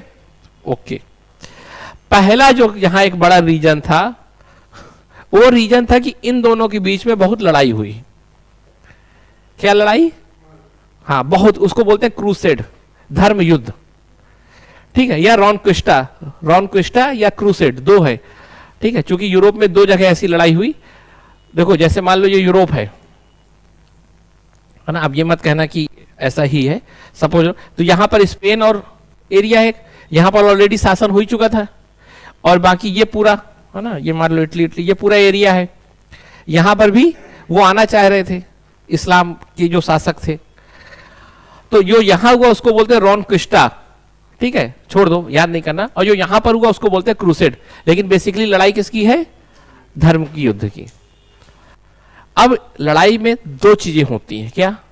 एक तो आदान प्रदान, पता चला दो लोग बात ही करने लगे हो, बैठे हो, युद्ध शाम को खत्म हुआ हो, विचारों का भी आदान प्रदान होगा कि नहीं होगा? भाई मिलेंगे तो कुछ ना कुछ तो एक दूसरे से, है ना, समझ वाली बात की नहीं आ रही? दो दुश्मन भी मिलते हैं तो विचार अगर कहा जाता है दो दुश्मन हैं और एक दूसरे से वो भी सीख सकते हैं कि नहीं सीख सकते? जैसे मान लो इंडिया और ऑस्ट्रेलिया खेल रहे हैं, पर इंडिया की टीम ऑस्ट्रेलिया से सीख सकती है ना कि कैसे एग्रेसिव रह के खेला जाता है। समझ आया? आ रहा है कि नहीं आ रहा? ठीक है, मैं विराट कोहली पे नहीं कुछ बोलूंगा आज, है ना, आप लोग जो देख रहे हो मुझे, तो दुश्मन से भी सीखते हैं। तो सोचना मेरी बात को, जब ये आपस में क्रूसेड और रॉनक्विस्टा युद्ध हुए होंगे तो विचारों का आदान प्रदान हुआ होगा। पहली बार समझ में आ गई कि नहीं आई? क्यों आदर्श? लेकिन वो अभी नहीं पढ़ो, अभी ये पढ़ो कि जो सामंतवाद वाले युद्ध लड़ रहे थे, युद्ध में पैसा बहुत लगा होगा। तो सामंतवादों का जब पैसा लगा, जो फ्यूडलिस्टिक लोग थे उनका जो पैसा बर्बाद हुआ, तो कमजोर हुए कि नहीं हुए? तो सामंतवाद कमजोर होना मतलब धर्म का भी महत्व कमजोर होना। समझ में आ रही बात कि नहीं हो रही? ठीक है, यहां तक बात समझ में आ गई। लड़ाई में देखो, दो लोग हमेशा लड़ेंगे तो कमजोर ही हो जाएंगे ना। तीसरा कोई मजबूत हो रहा होगा जो हाँ नहीं रहा होगा, ठीक है। पानी वानी पीना हो तो पी लो, है ना। अब देखो दूसरी बात, एक बीमारी आई ब्लैक डेथ, जिसमें कहा जाता है यूरोप के 50% लोग मर गए, लगभग इतनी खतरनाक महामारी थी। अब चूंकि जो सामंती थे वो सारा का सारा कमाई कहां से करते थे? एग्रीकल्चर में बंधुआ मजदूरी करा के। उस समय कोई इंडस्ट्री तो होती नहीं थी, एग्रीकल्चर एक्टिविटी होती थी, और वो सारी करता कौन था? मजदूर करते थे। लेकिन जब 50% लोग मर गए तो मजदूर कम हो गए, उत्पादन कम हो गया। ब्लैक डेथ एक बीमारी थी, उसके कारण सामंत कमजोर हुए। ये लड़ाई के कारण सामंत कमजोर हुए। जैसे सामंत कमजोर हुए मतलब धर्म का भी महत्व कम होगा थोड़ी थोड़ी, क्योंकि सपोर्ट तो एक ही दूसरे को कर रहे थे ना, एक कमजोर तो दूसरा भी तो कमजोर होगा। समझ में आई बात कि नहीं आई? क्लियर हो गई? अब इस तरह से कमजोर हुए।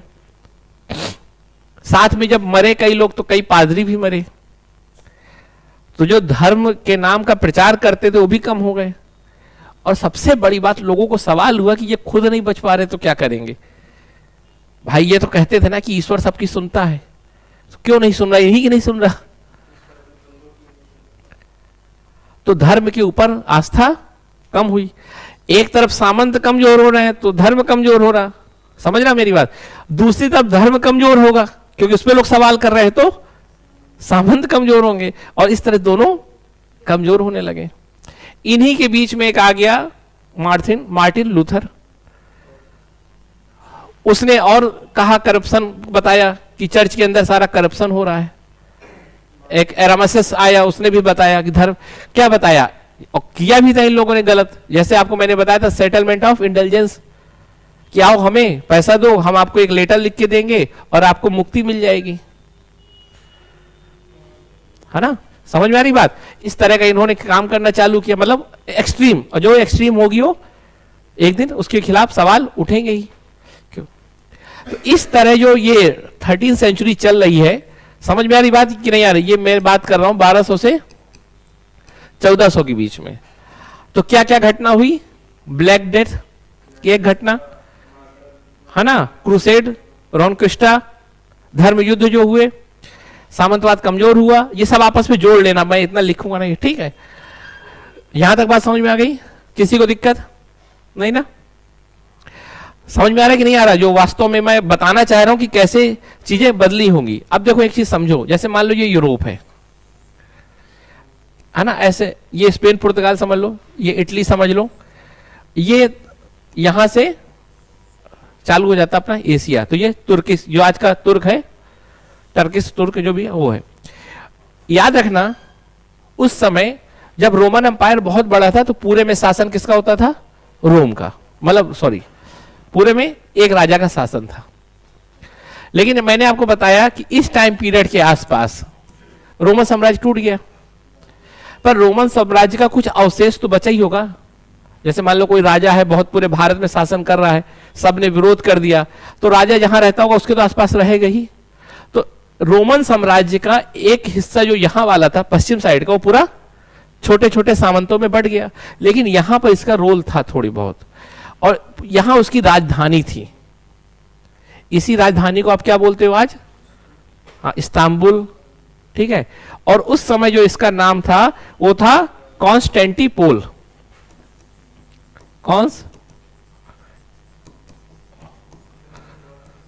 बस लिखा है, पढ़ लो, कॉन्स्टेंटिपोल, है ना। अब जो भी इसका प्रोनाउंसिएशन हो, मुझे एग्जैक्ट नहीं पता, बस इसको समझ लो, रटना नहीं है, भूल जाओ, बस मैंने ऐसे बता दिया आपको। इसको आज की डेट में इस्तांबुल कहते हैं। ये सेंटर था। और मैंने क्या बताया, जो उस समय का रोमन एम्पायर था वो सिकुड़ के यहां आ गया था, उसकी राजधानी कॉन्स्टेंटिपोल थी।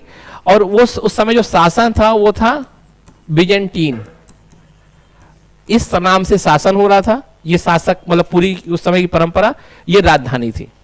और यहां पर क्या था? इस्लाम का उदय था, इस्लाम अपना बढ़ चुका था, और यहां भी इस्लाम का प्रभाव था, यहां भी उसका शासन चल रहा था, पूरे यूरोप में नहीं। समझना मेरी बात को। ये जो था वो था ऑटोमन एम्पायर। क्या था? कहानी यहां ये आती कि इन्होंने यहां किया हमला, हाँ, यहां हमला किया। ये उस समय रोमन एम्पायर का बचा हुआ सब कुछ यहीं रखा था, मान लो। यहां से सारे लोग क्या हुए? भागे, अपनी अपनी पुरानी किताबें लेके भागे। और उस समय यहां पर, जैसे ये इटली है, कई अच्छी मजबूत फैमिली रहती थी, कुछ था, और ये सब भाग के कहां आए? यहां आए। समझना, अपनी पुरानी फाइलें, जैसे हम रूम साफ करते हैं ना, अरे यार ये भी किताब थी क्या अपने पास? होता है ना, अरे यार ये भी, अब इसको पढ़ेंगे। कई बार ऐसा, जब हम अपना घर वर साफ करते हैं तो पुरानी किताबें निकलती है ना, तो वैसे ही जब जहां पड़ी हुई थी वो सब भागे, और एक प्रकार से नया ज्ञान। अब मेरी बात समझना, मैं क्या बता रहा हूं। एक तो ये पूरे यूरोप का मैंने आपको बताया, ब्लैक डेथ, सामंत कमजोर होने के कारण, है ना, प्रोटेस्टेंट, ये आंतरिक घटनाएं हैं। वैसे ही जैसे सुधांशु नहीं पढ़ रहा अपने कारण से, लेकिन अब सुधांशु नहीं पढ़ रहा, अभिषेक का क्या रोल है, वैसे ही दूसरी चीजों का मैं आपको रोल बता रहा हूं, ठीक है। हाँ, लेकिन हाँ, बर्बादी का गोल्डन एज तुम्हारा है। अब कुंभ नहा रहे 140 साल बाद, इससे बड़ा क्या ही गोल्डन एज होगा, है गोल्डन एज ही है। आप समझना मेरी बात को। ये लोग यहां आ गए, और यहां पर ऑलरेडी जो इस्लाम के उस समय इंटेलेक्चुअल थे, साइंटिफिक एनवायरनमेंट को प्रमोट करने वाले लोग थे, यहां भी उनका नॉलेज एक्सपेंड हो रहा। इनको अपनी पुरानी किताबें दिखी तो इनका अपना पुराना गौरव, अरे यार हम लोग इतने पढ़े लिखे लोग थे। जैसे मैंने कहा ना कि मान लो अभिषेक आज घर जाए, पढ़ता लिखता है नहीं, अभिषेक घर गया और घर के सबसे पुराने वाले कमरे में जाए, वहां देखे कि इतनी किताबें रखी, अरे मेरे बाबा ये थे, मेरे चाचा इतना पढ़ते थे, तो क्या कहेगा, आज से मैं भी पढ़ूंगा, पक्का पढ़ूंगा। होता है कि नहीं होता? यही फील आएगा ना।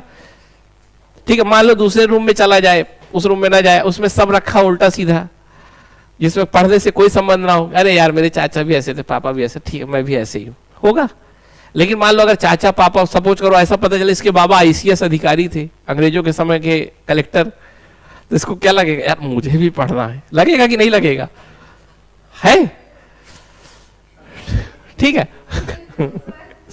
तो इसी तरह जब इन लोगों को पुराना अपना गौरव महसूस हुआ, समझना मेरी बात को, तो रेनेसा की प्रारंभिक स्थितियां बनी, क्योंकि रेनेसा मतलब ज्ञान को ही लेकर तो सब कुछ है, और ज्ञान का पूरा माहौल एक नया सेट हो गया।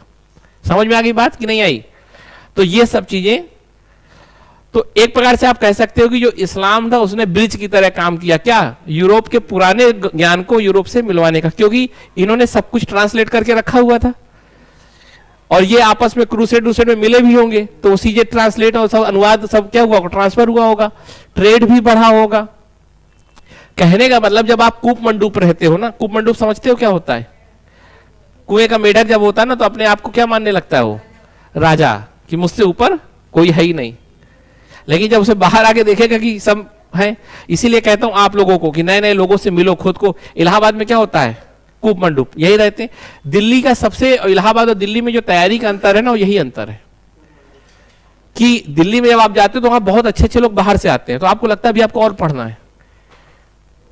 यहां आप अपने रूम में पढ़ते हो, आसपास जो रह रहे हैं बिना पढ़ने वाले, है ना, तो आपको लगता है मैं ही पढ़ता हूं। और सबसे बड़ी बात है, जो 4 लोग अगल बगल वाले रोज आते हैं, अरे तुम्हारा होगा इस बार, तुम्हारा कौन रोकेगा यार।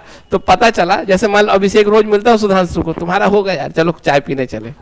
तो सुधांशु भी गदगद, और सुधांशु अभिषेक को गदगद किए रहता होगा, दोनों एक दूसरे को गदगद किए। ठीक है, हो सकता है। तो ऐसा एक माहौल आपस में, है ना। लेकिन यही मान लो इन लोगों को छोड़ दे कहीं अच्छी जगह जाके, तब इन दोनों को पता चलेगा कि अरे भगवान, अभिषेक और सुधांशु दोनों को सच्चाई। तो कूप मंडूप जो हालत होती है वो डार्क एज वाली होती है। लेकिन इस कारण इसका उदय, ट्रेड का बढ़ना, ट्रांसलेट जो उन्होंने किया था उस किताबों से रिनेसा का माहौल सेट हो गया और रिनेसा आ गया। समझ में आ गई बात? और इस तरह रिनेसा का आगमन हो गया। ठीक, रिकॉर्डिंग